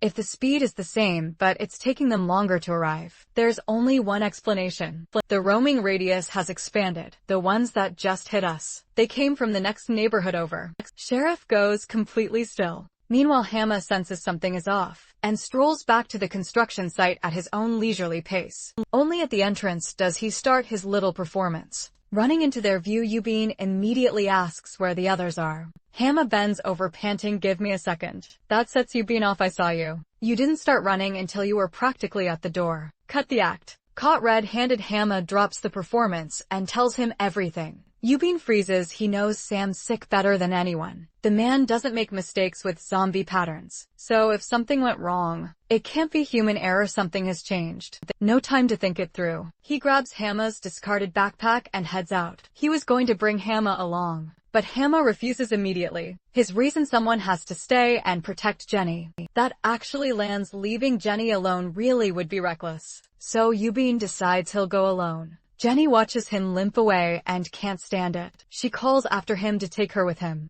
Yubin shakes her hand off and snaps at her. Stay here, that's already helping me. She tries to say something else. He cuts her off again. That's exactly why I can't bring you. Just keeping myself upright is already a struggle. If I have to look after you too, I won't be able to fight. He turns and walks away, leaving Jenny standing there not knowing what to do with herself. After yelling at her, guilt creeps in. She was trying to help and he bit her head off. What a jerk he is. Hama tries to comfort Jenny, saying he's just scared for his friends. That's all Jenny knows. She just can't shake the hollow feeling in her chest. And then footsteps. Yubin walks back. All that fire from before is completely gone. He looks at Jenny and apologizes. Jenny, I'm sorry for snapping at you. I know you meant well. I can't promise I'll be able to protect you, but if you're willing, will you come with me? With those words sweep the heaviness right out of her chest. He says yes before he even finishes the sentence. A short while later, the two of them reach a high rise to get a better look at the situation. Good news, Sam. Sick and Sheriff aren't in immediate danger. They're just trapped on a rooftop. Unfortunately, the distance is just too far. Besides, there are at least 50 zombies downstairs, so they must carefully observe their movement patterns. With that, Yubin picks up a small knife and starts carving calculations into the wall. Currently, there are 3 separate groups of zombies. Based on their previous estimates, they only have a 5-minute window to escape if the path is clear. A straight dash would leave them with plenty of time. But with zombies in the way, every second of that buffer disappears fast. How do they make this work? The time crunch is starting to rattle him. Jenny notices his tension. She turns toward the direction of the rooftop and mines. Pulling back a slingshot, Yubin stares at her blankly. You know, like in the movies. Fire an arrow with a rope attached. It lodges in the wall and then we hold on and slide all the way across. Yubin gives an awkward smile, thinking to himself she really has a wild imagination. Then something sparks. He looks up at the surrounding buildings. The gap between each floor level is only about 1 to 2 meters. Jenny's idea isn't as crazy as he thought. The rope part might not work, but something else could. Anything that bridges the gap between 2 walls would do. With a plan forming, they head back to the subway station. They pry out the interior chain link fence panels and prop them against a vending machine. Once everything is set up, Yubin tells Jenny to climb on and test the weight. Jenny has figured out the plan by now. She jumps up without hesitation and wobbles her way across. Yubin braces himself, mustering every last ounce of strength he has. Jenny catches a glimpse of his face and the moment turns awkward fast. Yubin immediately clarifies it's just the wound acting up. She accepts that and keeps going. Soon Jenny reaches the top of the vending machine. The method works. She tries the return trip. Also fine then. They hoist the chain link fence panels and take off toward the first building as fast as they can carry them. Noise draws zombies immediately. They swarm in from all directions. Yubin and Jenny don't flinch. They keep moving. They make it. The chain link fence goes down. Yubin locks his hands together and crouches down, signaling for Jenny to step up first. No time to waste. She steps into his hands, launches herself upward and grabs the ledge. Once she's up, Yubin steps back. He takes a running start and goes for the leap. But the hours of sustained intensity have torn his wound back open. Blood runs down his leg. He grits his teeth. Adrenaline surges through him. He throws himself upward and catches the ledge by the absolute thinnest margin. Zombie's hand grazes his foot as he pulls himself up. They haul the chain link fence up to the roof together. That's when Yubin notices Jenny's clothes are torn. He glances at a clothesline hanging nearby, something turning over in his mind. A little while later, Jenny reappears in a fresh change of clothes. They're plain, bordering on frumpy, but somehow on her they look completely natural. Star really is something else. No more time to admire. They get to work, laying the chain link fence flat across the gap between 2 buildings to form a bridge. Jenny looks down 3 stories up with a sea of zombies directly below. The fear hits her all at once. But there's no room for hesitation now. She takes a breath and steps onto the fence. One step in the fence lets out a sharp crack. crack. Jenny startles, her whole body swing. She drops into a crouch fast enough to catch her balance. A very close call, moving with careful, measured steps. She inches her way across and makes it to the other side. Once Jenny is safely across, Yubin ties the other end of the rope to an iron beam with a slip knot. Then he makes his way across the chain link fence. One careful step at a time. He pulls the rope and fence back in onto the next building. At that same moment, two residents in the building have spotted them approaching. Their expressions turned predatory, especially when they get a good look at Jenny. Whatever restraint they had left disappears entirely. The gap between this building and the next is wider than before. Yubin decides to modify the chain link fence, extend its reach while he's working. Something prickles at the back of his neck. His eyes drift toward the door and he sees a shadow. He signals Jenny immediately. Don't make a sound, back up. Slowly, he scans the room for something. Anything to barricade the door. One look around the flower pot is the best option. He takes 1 second to think, then charges straight at the door. The two men on the other side clearly saw it coming. The moment it opens a crack, Yubin slams into it and shoves them back. Jenny seizes the moment, throws her whole body into moving the flower pot, and wedges it against the door. The men on the other side keep banging, insisting they mean no harm. They want to team up, go out and find food together. The condition, hand Jenny over to them. That stops both of them cold. After a pause, Yubin sets his jaw. No, the man sounds confused. Why not? Yubin snaps. Are you joking? Who in their right mind would hand their woman over to someone else? I'd rather be dead. At those words, Jenny's face goes completely red. Then the banging stops. Ruben is confused until the next second when that instinct fires again. He shouts for Jenny to get clear. And almost simultaneously, the window shatters. Two faces leer through the broken glass. Cold and menacing. If you won't hand her over, then you die. The burly man pushes through the broken window and spots the flower pot blocking the door. He reaches to knock it aside, but Yubin is not about to let him have his way.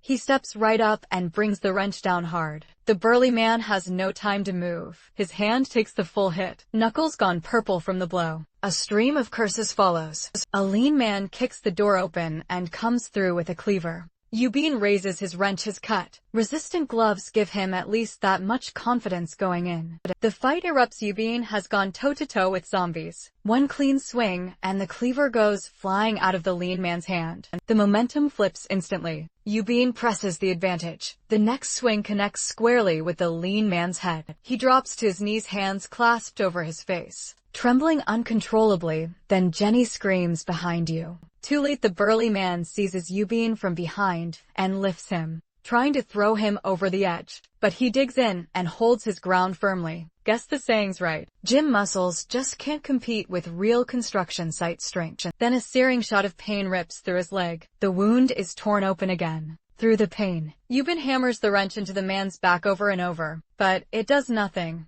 Then the lean man shakes off the hit and climbs back to his feet. He scoops up the cleaver and comes in again. Yubin's mind goes cold. This is bad. He has to break free now. He swings the wrench faster. Still nothing. Then through the haze of pain, his eyes catch the taut rope beside him and a plan snaps into place. Wrap it around the burly man's neck. He pulls with everything he has. The man chokes hard, gasping. The lean man doesn't even look at his partner. He keeps coming, cleaver raised. Yubin thought he was going for the rope. He wasn't. The blade comes straight for Yubin's body. Blood drips to the floor, one drop at a time. His right hand, the one in the cut-resistant glove, has seized the blade barehanded, but the tip is already driven into his side. The rope goes slack. The burly man gulps down air. And then another surge of strength, sudden and unexpected. It's Jenny who senses something is wrong and yanks the rope tight. The lean man's attention is pulled away. Yubin seizes the moment and slams his wrench down, knocking the cleaver right out of the lean man's hand.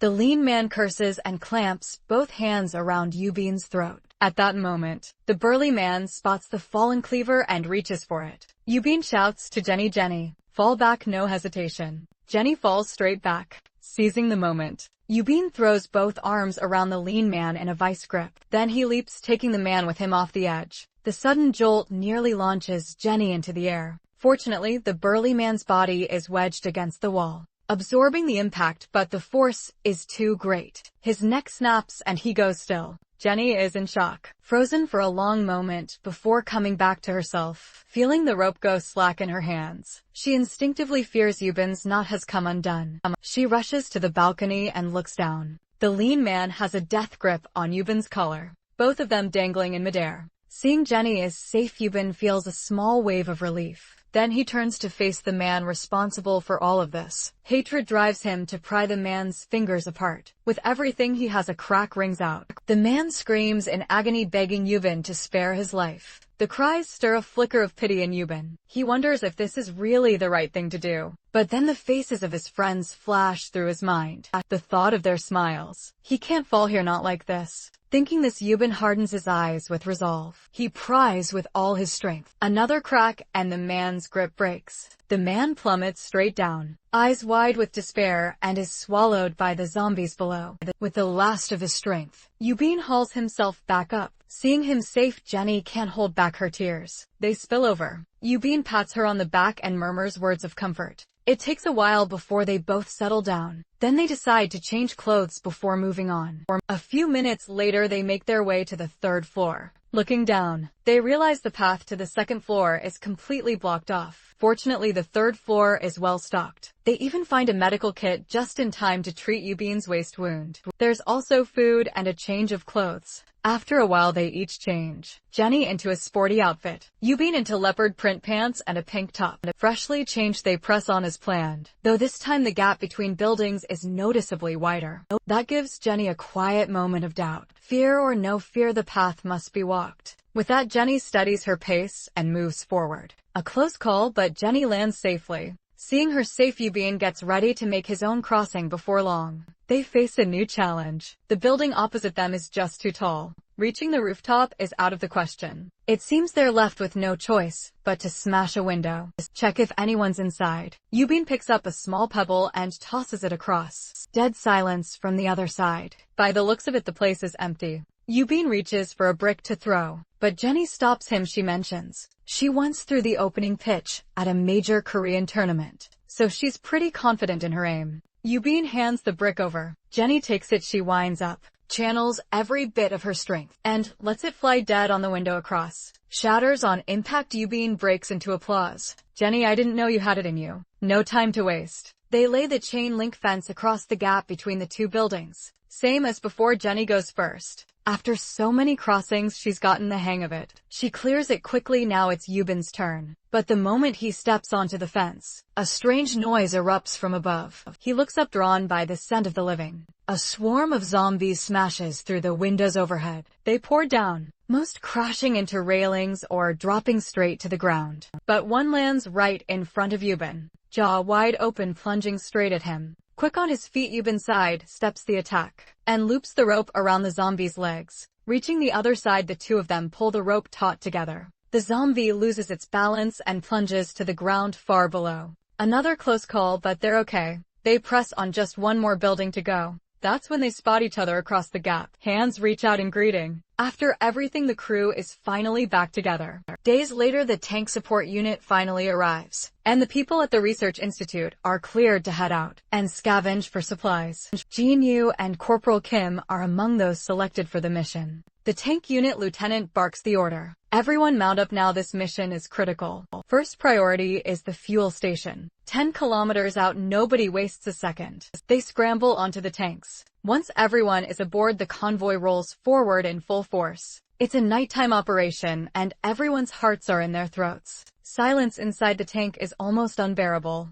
Corporal Kim whispers to Jin-Yu to say something. Anything, Jin? Yu looks baffled, like what? The sound comes out way too loud. Corporal Kim cringes, but just like that, the tension cracks. A soldier with stripes on his shoulders speaks. Thanks for lightening the mood. Since we've started, let's get the introductions out of the way. I'm Lee Illinois Byung. My name might mean private, but my rank is sergeant. I'm your squad leader. Jin-Yu jumps in before anyone else. I'm Park Jin-Yu, nice to meet you. The move immediately ruffles Corporal Kim's feathers. A mere private cutting in before a veteran. Jin-Yu is at a total loss for words. Wasn't it Corporal Kim himself who just asked him to speak up? And just like that, the rest of the ride passes in laughter. Soon after, the tank rolls to a stop. They've reached the fuel station. Jin-Yu glances at the monitor. They're still short of it. The tank is stopped outside the station perimeter. And sure enough, there are zombies. The lieutenant raises his binoculars. A handful of zombies are visible out front, but how many are hiding is anyone's guess. The lieutenant thinks it over. Shooting is out, it could trigger an explosion. Rolling through is possible, but the tank treads might not survive it. The safest move, sends someone on foot to lure the zombies away. That lucky job falls to Jin Yu's group. They try to push back, but the lieutenant simply drives off, leaving them stranded and speechless. After a long pause, Jin Yu puts forward a bold idea. It makes sense, they move immediately. Sergeant Lee and another soldier go first. To draw the zombies' attention, they lead them into the car wash bay, where the others are already waiting. Once the zombies are inside, their movement is restricted, and there's no risk of stray bullets sparking a fire. Opening fire at this moment would be the perfect way to finish them off. Silence returns as the last of the zombies fall. Jin Yu's plan works perfectly. Not a single casualty, the method is flawless. But the lieutenant is furious. He demands to know why they disobeyed orders, and he makes a threat when they get back. He'll make their lives hell. Jin Yu and Corporal Kim seethe in silence, swallowing their frustration. After that little episode, the convoy moves on inside the tank. The grumbling starts. They cleared the zombies, secured the fuel, and still got chewed out for it. To lighten the mood, Corporal Kim pulls something mysterious from inside his jacket. He unfolds it, and it's a Pink Panther poster. The moment everyone lays eyes on it, they're hooked. Nobody can look away. Corporal Kim grins. Now you know the power of 3 stripes. While the others joke around, a strange smell drifts through the air, and Jin Yu catches it, blood mixed with the rot of zombies. Every hair on Jin Yu's body stands on end. A tremor runs through him without warning. Corporal Kim notices something is off and asks what's wrong. Jin Yu forces himself to stay calm. I think there are zombies nearby, he says under his breath. Sergeant Lee isn't convinced. If there were zombies, we would have heard it over the radio. Maybe you're overthinking it. He doesn't get to finish. The tank slams to a halt. Then the radio cracks. All units, zombies. At 12 o'clock, 12 o'clock. Scale 3, scale 3. Tank unit, prepare for combat. I'm taking direct command of all vehicles. Tank 1, advance and mark the target. Tank 2, provide cover for Tank 1. Suppressive fire. Tank 3, hold and protect the fuel truck. All units move out inside Tank 1. Jin Yu keeps his eyes locked on the monitor. For now, things are still under control. Then the tank hits a zombie. The camera is damaged. The monitor goes dark. The lieutenant screams at the driver. What the hell is going on up there? Why is the feed dead? The driver explains that a zombie took out the camera. Panicking, the lieutenant orders Tank 2, Sergeant, to shoot at the surface of Tank 1 to clear the zombie. That reckless call destroys Tank 1's radio, cutting them off from the outside world entirely. No contact and bullets are pinging off the hull. Even the steadiest soldier would feel the panic creeping in. The lieutenant beats the radio with his fist. All that comes back is static. Then, without warning, an explosion outside. Nobody has time to react. They are thrust into a gut-wrenching moment of weightlessness. The lieutenant loses his nerve. Blind to the outside, he orders the tank to pivot 90 degrees and crawl forward to shake the zombies loose.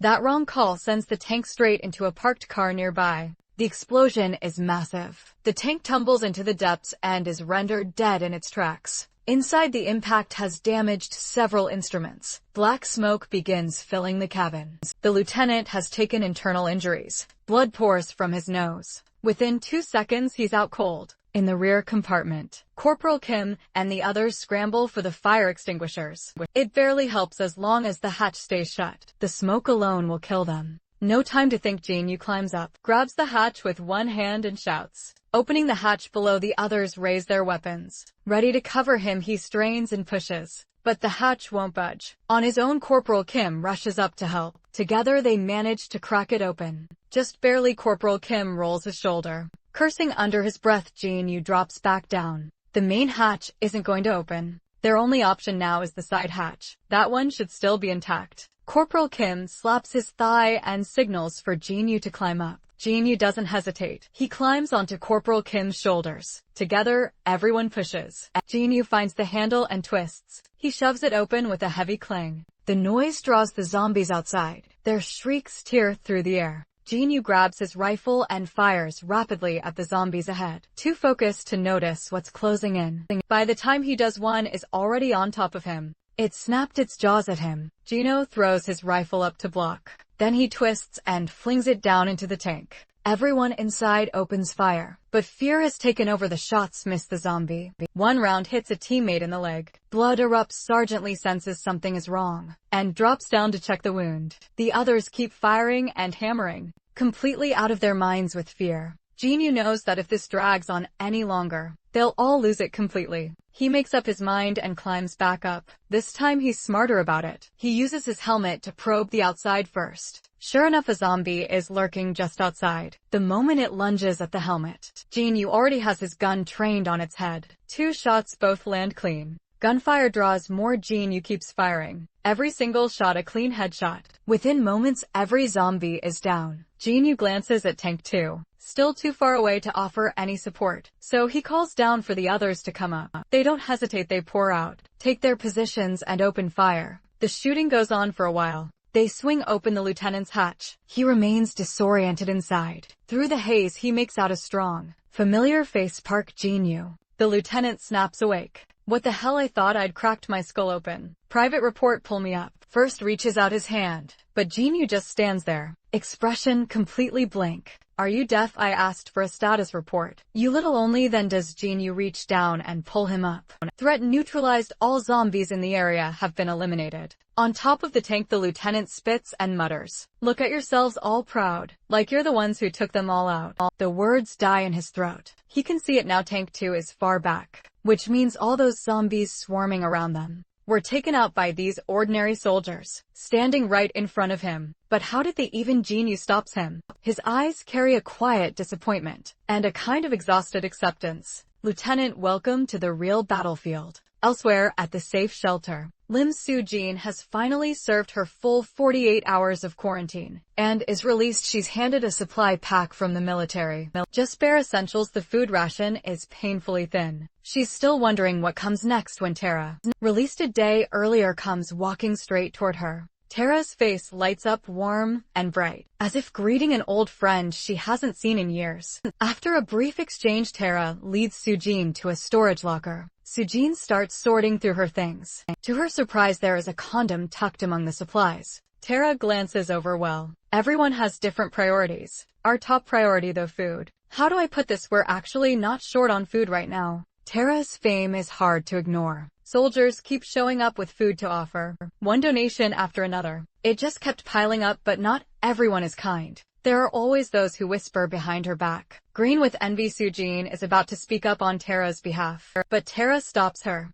You can't control what comes out of other people's mouths. Tara then brings Soo-jin to the sleeping area. It's crowded with children and their mothers. Not a lot of space, but it's the safest corner of the entire shelter. Soo-jin frowns. The safest. What does that mean exactly? Before Tara can answer, a swarm of children comes rushing over. Tara hands out the snacks she just received. The children squeal with delight and run straight back to their mothers. The sight hits Soo-jin somewhere deep. She thinks of her own mother. By evening, everyone has settled into sleep. But even here, there are those with bad intentions. 2 men make a vile proposition. Spend one night with them, and they'll provide food. The woman flatly refuses and starts packing to move elsewhere. The scene puts Soo-jin on edge, but Tara tells her not to worry. In this spot, nothing will happen to you. Not here. Soo-jin blinks and instinctively looks around. Every single mother in the room has her eyes fixed on those 2 men. Cold, furious, unwavering. So that's what Tyra meant by safe. A few days later at the hospital, Kang Myung-goo's injuries have mostly healed, and he's working through his rehabilitation. He stops after 100 reps and it frustrates him. He used to manage 500 without breaking a sweat. He pulls his clothes back on and peers down below, muttering under his breath stubborn things. While venting under his breath, he glimpses a motorcycle dealership just ahead. It's actually right there. He's still turning it over in his mind when a figure creeps up behind him. Myung-goo lets out a quiet sigh. Then in one fluid motion he spins around and locks a perfect chokehold. Kim Jong-hyun slaps out Myung-goo. Let's go. Jang-hyun stares down at the zombies wandering below, her face heavy with worry. When is this ever going to end? Myung-goo answers with calm. 2 options: starve in here or go out and fight. Jong-hyun presses her hands together and murmurs a quiet prayer. I'll take the third option. That a rescue team shows up in time. Myung-goo isn't exactly a believer in that kind of thing, but when he tilts his head up toward the sky, maybe there's something to it after all. Over a loudspeaker on the helicopter, A voice calls out, "Attention, all survivors. We are an emergency rescue team. Please open your windows and wave or make your way to the rooftop. This is your last chance." Before the rescue team withdraws from this area, the broadcast is muffled and distorted. Young-gu hesitates. Something about it feels off. He tells Jang Hyun to hold on a moment. But Jang Hyun isn't hearing any of it. She's already turning to go find the doctor. Moments later, Jang Hyun and the doctor are out on the balcony, waving their bed sheets. Young-gu thinks about saying something, then gives up and quietly takes a seat off to the side. The helicopter spots them quickly and drops a rope. Out of courtesy, Young-gu offers one last warning. "Those people don't look military. Think carefully before you go." The response he gets: "It doesn't matter. Even if they're not military, anything is better than staying in this hell." Young-gu doesn't push it. He just silently takes a sip of his cola. 3 men drop down from the helicopter. They tell Myung-gu and the others to get into the cage fast. Jang Hyun and the doctor don't think twice. They run straight in. Myung-gu stays in his chair. Not a move. Ranger vests, machine guns, bayonets, and 3 section staffs. He's seen that combination somewhere before. "I'll pass, you go ahead." The leader furrows his brow, face twisting with irritation. "Sir, you need to get up now. If you don't cooperate, the others with you will also be removed from our evacuation list." Young-gu doesn't budge. "That's your call. Not my problem. Or are you looking for a bit of excitement?" He follows it with a perfectly pleasant smile. The 2 men are visibly rattled. Cold sweat breaks out without warning. "Right, I remember now. That get up. Playing soldier when you're anything but." That lands. The man's composure shatters. "If you can't keep that mouth shut, maybe you shouldn't open it at all." Young-gu smiles lightly. 2 years ago, wasn't it? We worked together. Now get out of my sight. I don't know what you're planning, and I want no part of it." The man erupts. He grabs Myung-gu by the collar. He signals to the others, "Pull back with the cage now. Come back for the next round." Without hesitation, they signal the pilot and the helicopter pulls away with the cage. With the audience gone, the men drop all pretense. Hard slap lands on the back of Myung-gu's head. Then a kick and Myung-gu goes down. He smiles faintly and slowly rights the chair. He sits back down and dusts himself off. One of the men has had enough. He pulls out a 3-section staff, ready to make an example of him. Myung-gu almost laughs out loud.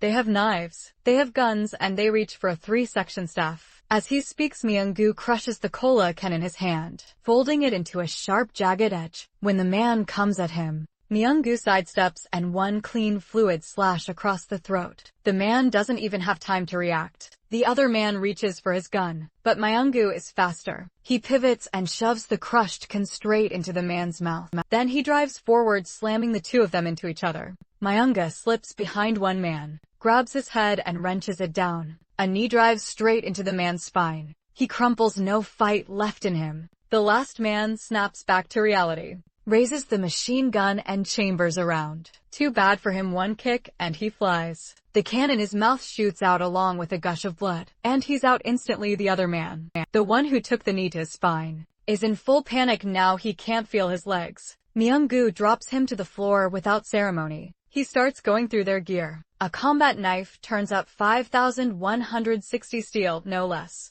While he's still searching, the helicopter that pulled away comes circling back. Men on board open fire without a word. No concern at all for their teammates below. Young-gu reacts fast and dives through the stairwell door. Just in time. The man left outside isn't so lucky. Unable to move, he takes the full volley. With no sign of Myung-gu, the 2 men on the helicopter cut their losses and leave. Myung-gu watches it shrink into the distance, before finally letting his guard down. He glances at the 2 on the ground. One is already gone, the other barely made it. Myung-gu wraps the wound loosely, then slaps the man awake. "Talk. What were you people planning to do with those survivors?" The man says nothing, just gasps for air. Myung-gu drives the knife into the man's arm. "I'm only going to ask this one more time. Where were you taking them and what for?" The man panics. His hand instinctively slides behind his back, feeling for something. But that little move doesn't slip past Myung-gu's eagle eyes. "Still trying something? What is that?" "A needle." The man's voice shakes.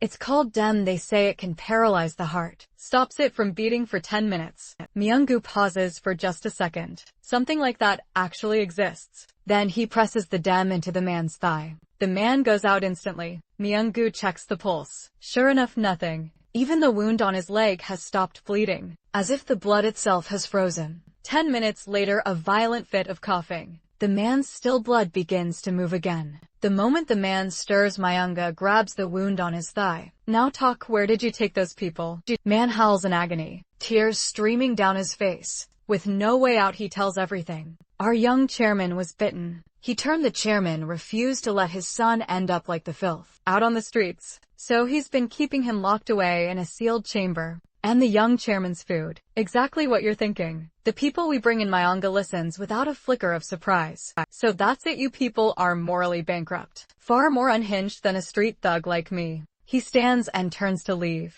The man reaches out begging to be saved. Young Gu just smiles lightly. I'm a street thug, not a doctor. Saving lives isn't really my specialty. So I'll give you 2 options. 1, I end it now. 2, I leave you here to figure it out on your own. The man turns his face away. He doesn't have the courage to choose death. Young Gu sighs, figures most people end up taking the harder road. A moment later, he gathers his things and prepares to leave this mess behind. A knife, a gun, the strange damn needle, and some basic supplies. Everything he needs, more or less. He opens the window. He drops to the ground outside the hospital. The noise draws zombies almost immediately. Young Gu doesn't hesitate. He raises the machine gun and opens fire. The problem is his aim with a gun is mediocre at best. Mostly body shots, puts the gun away and draws his combat knife. If range isn't working, he'll close the distance. In close combat, if Mayanga claims to be second, no one dares to claim first. He dispatches the zombie in front of him with ease.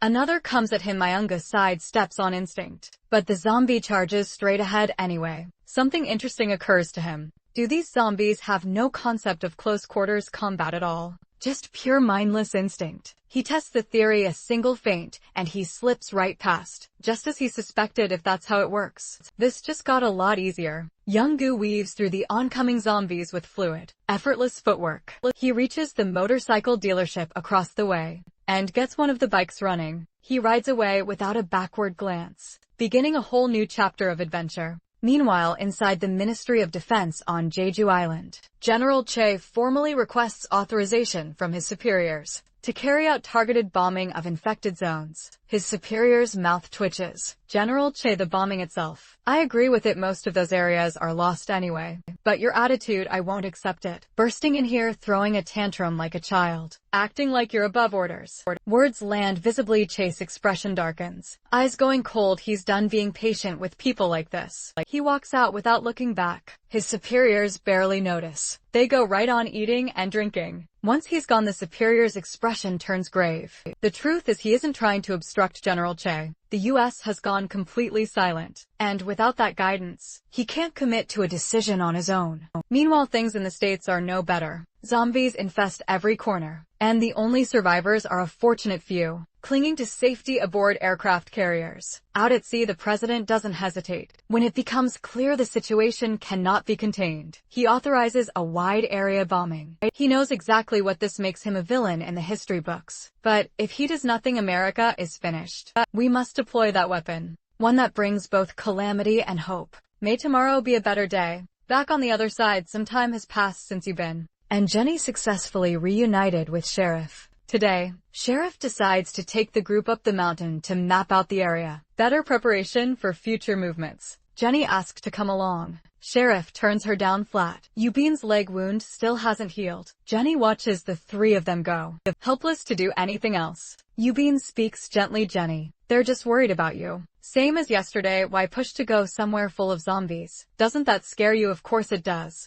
But sitting here on edge waiting and ending up alone, that scares me more. Hearing this, Yubin drifts into thought. Maybe he could craft a weapon for Jenny. But given her small, slender frame, what kind of weapon would even fit her? Meanwhile, Sheriff and the others make their way into the forest. As they walk, they unexpectedly come across a mountain spring, its basin hand carved into the rock. The moment Hama hears spring water, he rushes over and scoops up a mouthful. He drinks it down in one go, completely unaware that Sheriff and Sam Sick are staring at the warning sign nearby. In disbelief, long moment passes before he senses something is off, and glances to the side. The sign reads in bold letters, "Not safe for direct consumption." The water had tested positive for E. coli. His face goes pale. Sheriff and Sam Sick can only stand there, telling him it should be fine. The 3 press on and soon reach the midpoint of the mountain, where they find a trail map and 2 vending machines. Sam Sick carefully copies the map into his notebook, determined not to miss a single detail. Sheriff takes one look and his jaw drops.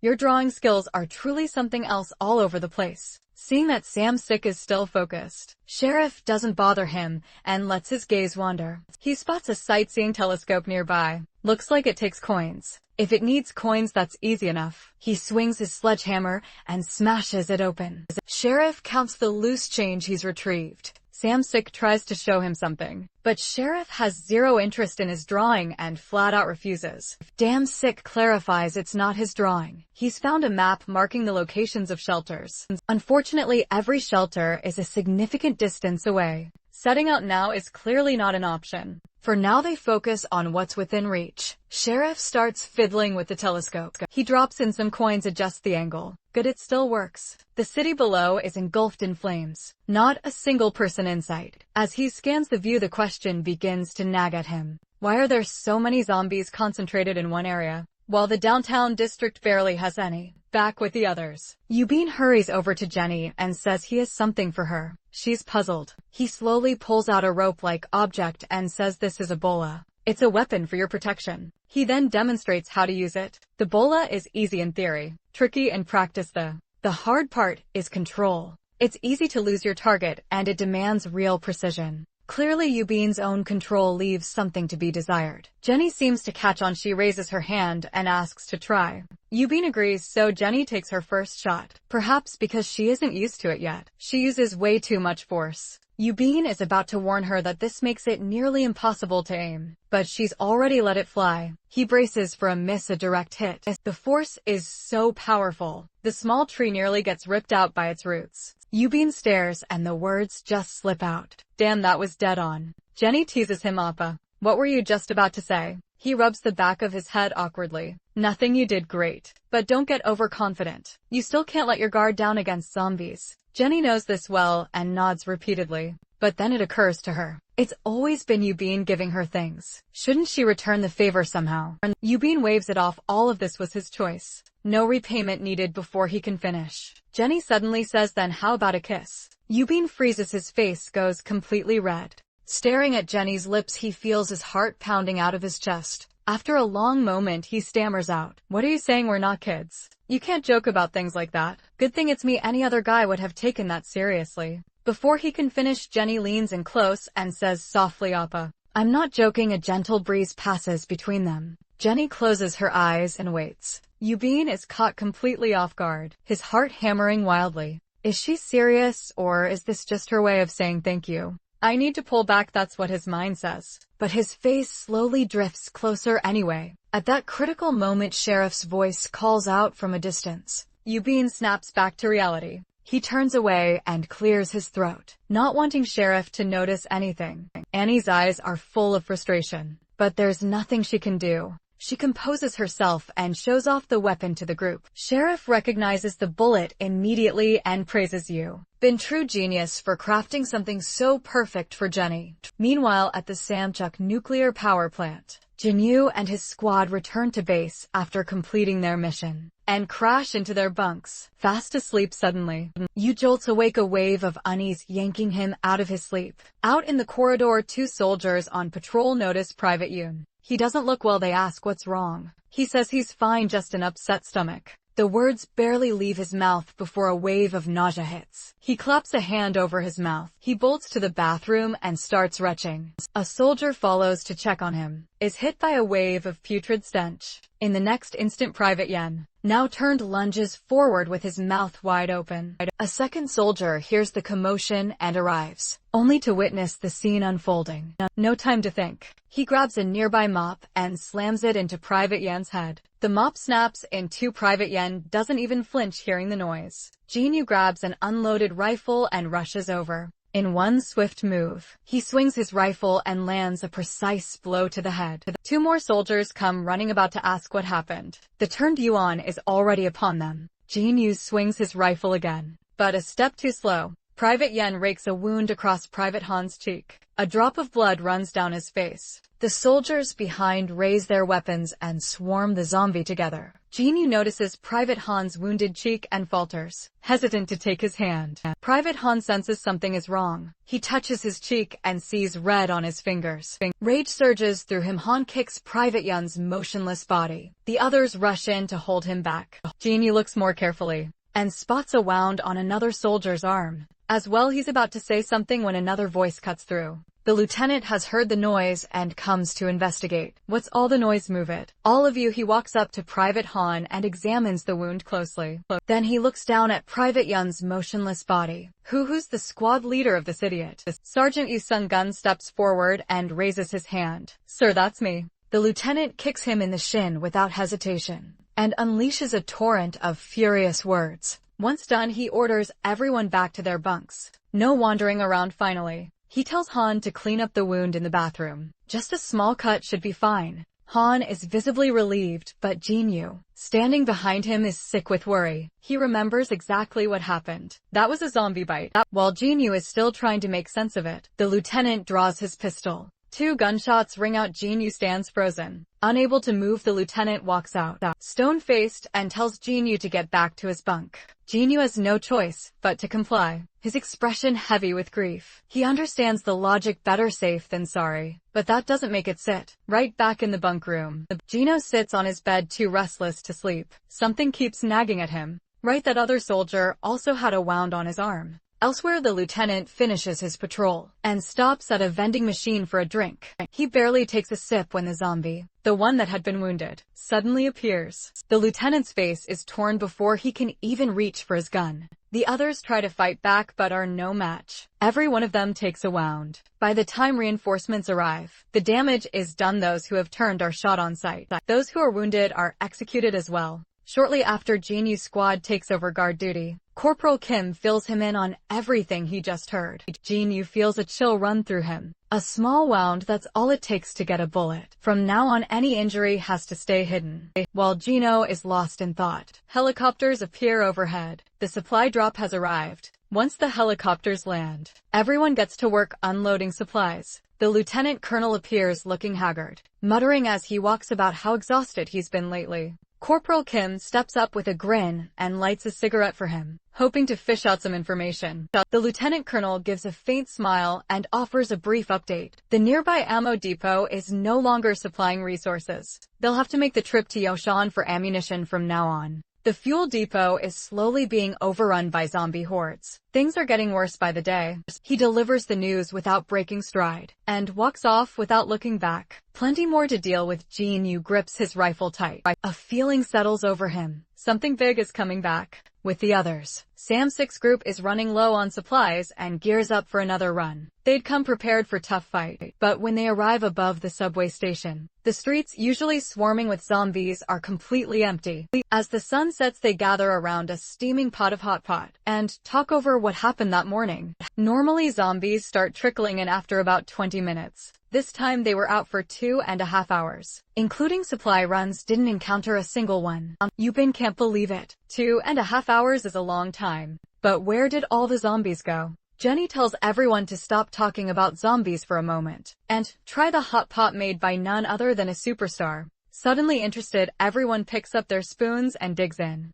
One bite is all it takes. Shock is immediate. Sour, sweet, bitter, spicy, and salty, all merged into one catastrophic flavor. Even a master chef couldn't have pulled that off. Jenny notices the strange expressions around the table and asks, "How is it?" Ham Moss spits it out. The others force it down, while fighting back the urge to do the same and manage a week. Delicious. Meanwhile, Jinyu's squad receives an unexpected order. Report to a designated location to collect ammunition. But the supplies are pitiful. Just 2 magazines per person. Sergeant Lee is furious. He takes it out on the table, and the unlucky private standing right in front of him. While Sergeant Lee has everyone's attention, Jinyu and Corporal Kim slip around to the back and quietly pocket a stack of extra magazines. Then they stroll back into view, casual as ever, and give Sergeant Lee a nod of greeting. Sergeant Lee sees the job is done. He releases the private's collar and storms off, still looking furious for show. He circles back to the rear and asks how many magazines they've managed to get. Corporal Kim gives a thumbs up. 20 total. Now that's a proper number.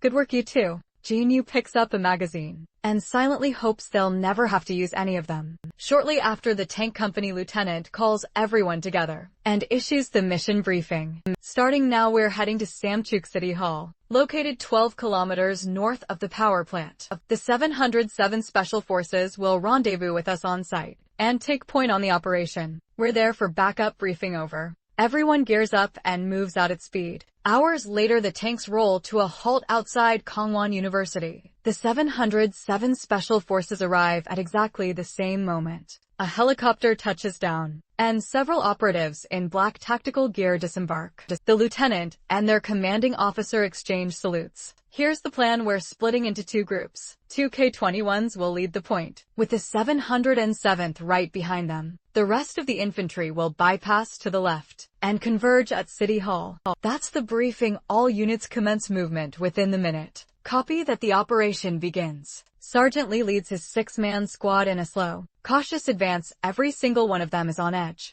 not daring to let their guard down for even a moment. Any direction could produce a zombie at any moment. Purple Kim pats Jinyu on the shoulder. Don't overthink it, just stay focused. The words barely leave his mouth when zombies flood the street ahead. Scale 300s of them. The scouts up front are torn to shreds before they can even get a shot off. Jinyu and the others open fire immediately, but it's not enough to stop the surge. In the chaos, a plan clicks in. Jinyu's head uses a tight space to bottleneck the zombies. No hesitation, he kicks open the nearest door. He waves the others and everyone inside now. The moment everyone is in, Jinyu throws the lock. Sergeant Lee immediately orders the squad to sweep the floors and regroup on the roof. Jinyu stays back with him to hold the line and thin out the first wave. With a deafening crash, the main gate is breached. Jinyu and Sergeant Lee open fire, picking off the lead zombies one by one. The bodies create a temporary barrier, but it won't hold long.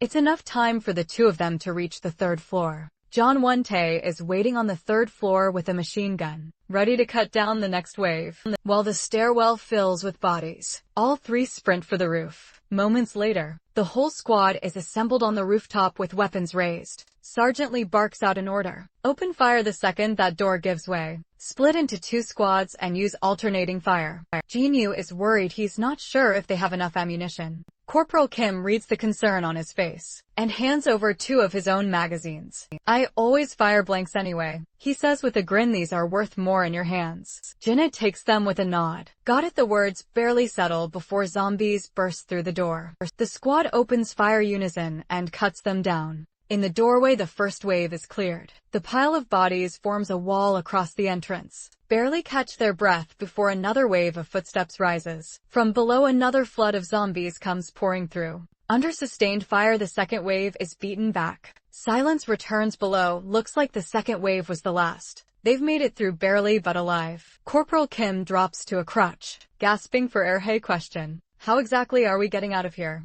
The way we came in is completely blocked. Sergeant Lee warns everyone not to let their guard down. The path ahead is definitely blocked, and they can't be sure if it's safe yet. Starting now, they'll keep watch on the front in pairs, rotating and shifts, hearing they can finally rest. The squad exhales with relief and reaches for water. Corporal Kim scans the distance and spots the 707th Special Forces pushing into the area. Their coordination is flawless. Zombies can barely get close. Sergeant Lee slaps Corporal Kim on the back. If you've got time to stare, use it to figure out how we get down from here. Corporal Kim points to the balcony below. Maybe we can work with that. Jinyu volunteers, immediately raising his hand. He'll go check. Private Kong raises his hand too. He'll follow. The mission begins. Jinyu grips the edge of the balcony with one hand and lowers himself down. Getting down is easy enough. It's what might come charging out that worries him. He lets out a long breath and steels himself. Then he jumps and lands cleanly on the balcony.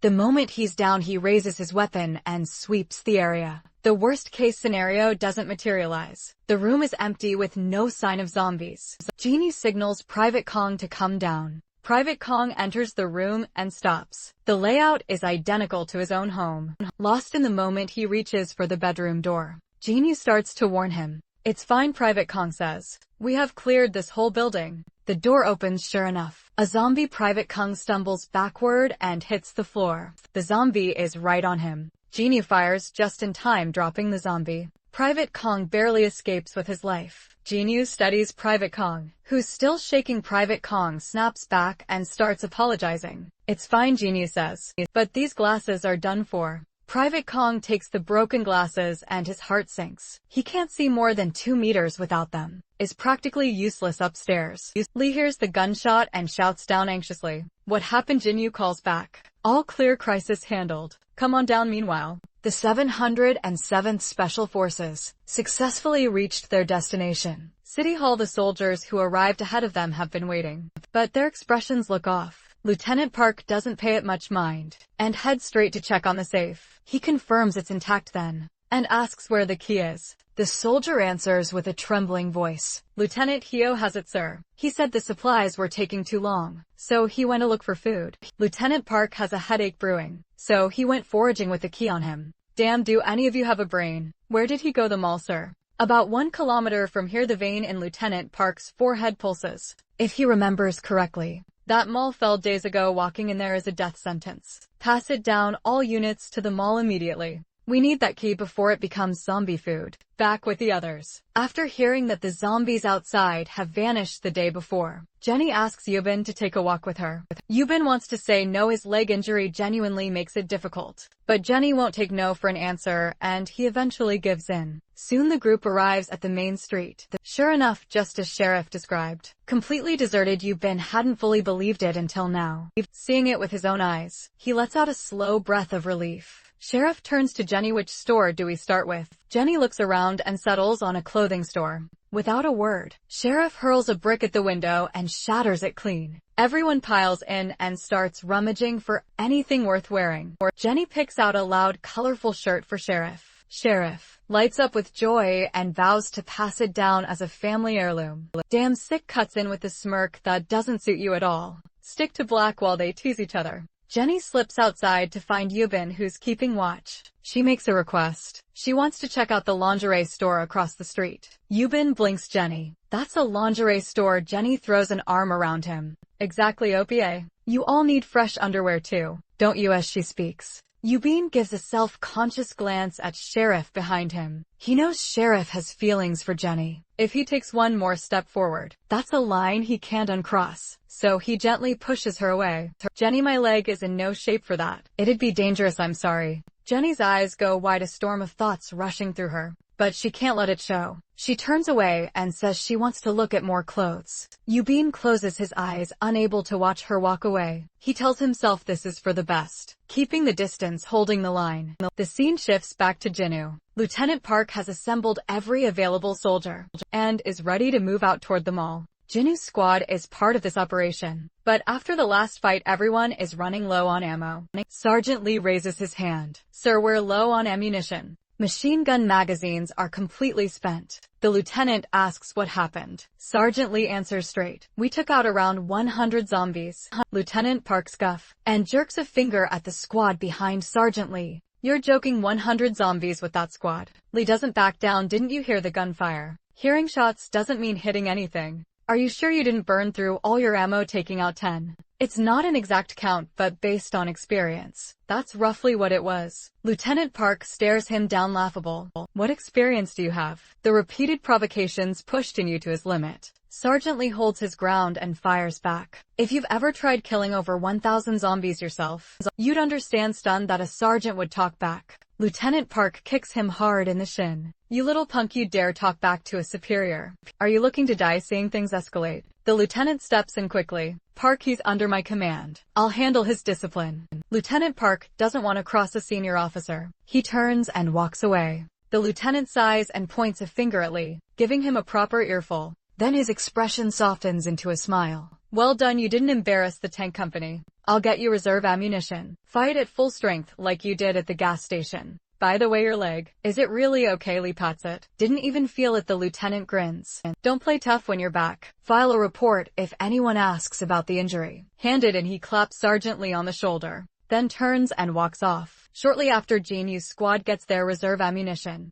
the operation officially begins. Tanks push forward, 1st Infantry follows close behind. Corporal Kim watches the lieutenant working the machine gun and grins. Looks like our lieutenant wants to put on a show. For the 707th, the good mood doesn't last. Zombies pour in from every direction as if dropping from the sky. Caught completely off guard, everyone opens fire.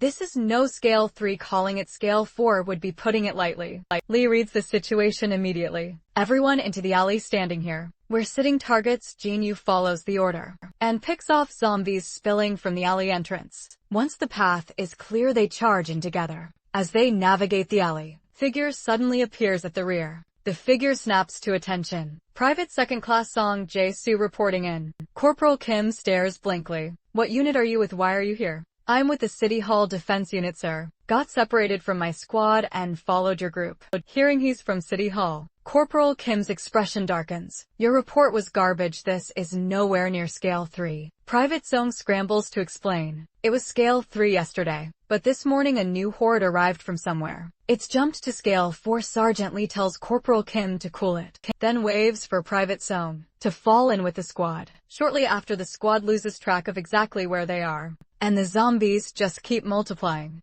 They pour in from every side. Squad splits into 4 directions and fires in all of them at once. Somehow Corporal Kim ends up covering an entire side by himself. He starts to panic. His shot goes wide, straight into a billboard. Jin-Yu is about to turn around and back him up when a massive crash rings out, and the billboard comes crashing down. It lands dead on, flattening the charging zombies, and Yu is left completely in awe. Since when did Corporal Kim get this good? Private Song can barely contain his excitement. Praises Corporal Kim without holding back. Corporal Kim is stunned himself, but he lets out a laugh and plays along. Keep it up, kid, and you'll be pulling moves like that yourself once you make corporal. A chorus of snarls erupts nearby. The zombies are far from finished. More keep closing in. Jin-Yu shouts, Corporal Kim, we move now. Take the gap. Corporal Kim nods. In one unified push, they break through and charge toward the mall. Moments later, the squad takes cover in a car wash next to the mall and holds position because the entrance is crawling with zombies.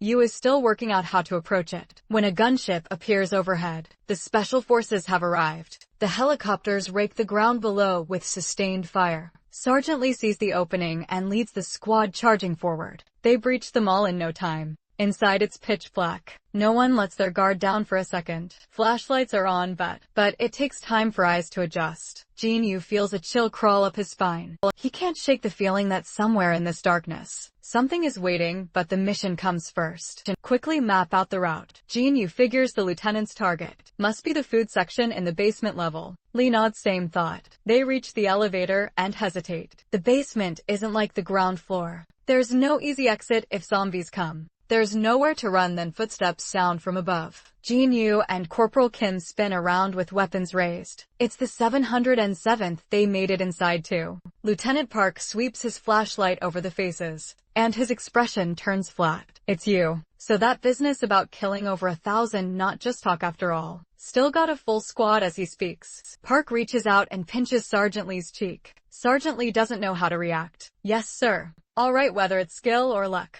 You've made it this far, but tighten up from here on, because down there, that's their territory. You sure you're coming? Lee doesn't flinch. We'll take the front. Park says nothing more and leads the 707th down. Ahead of them, they reach the lower level and stop. A barricade of stacked rubble blocks the way. The lieutenant orders his men to blast it open with a grenade launcher. This thing is the very reason zombies are infesting the basement. A thunderous boom, the barrier is obliterated. Private Jong jumps back. Damn, that thing is powerful. The shock fades fast. They push forward and immediately run into a cluster of zombies. They're cut down under a quick burst of fire. Then several zombies in camouflage appear from behind. A closer look reveals smoke grenades strapped to their bodies. Genie's stomach drops. He opens his mouth to shout. Too late. A bullet punches straight through one of the grenades. Smoke swallows everything in a space that was already dark. Visibility drops to nothing. Lieutenant Park reads the situation instantly and shouts the order.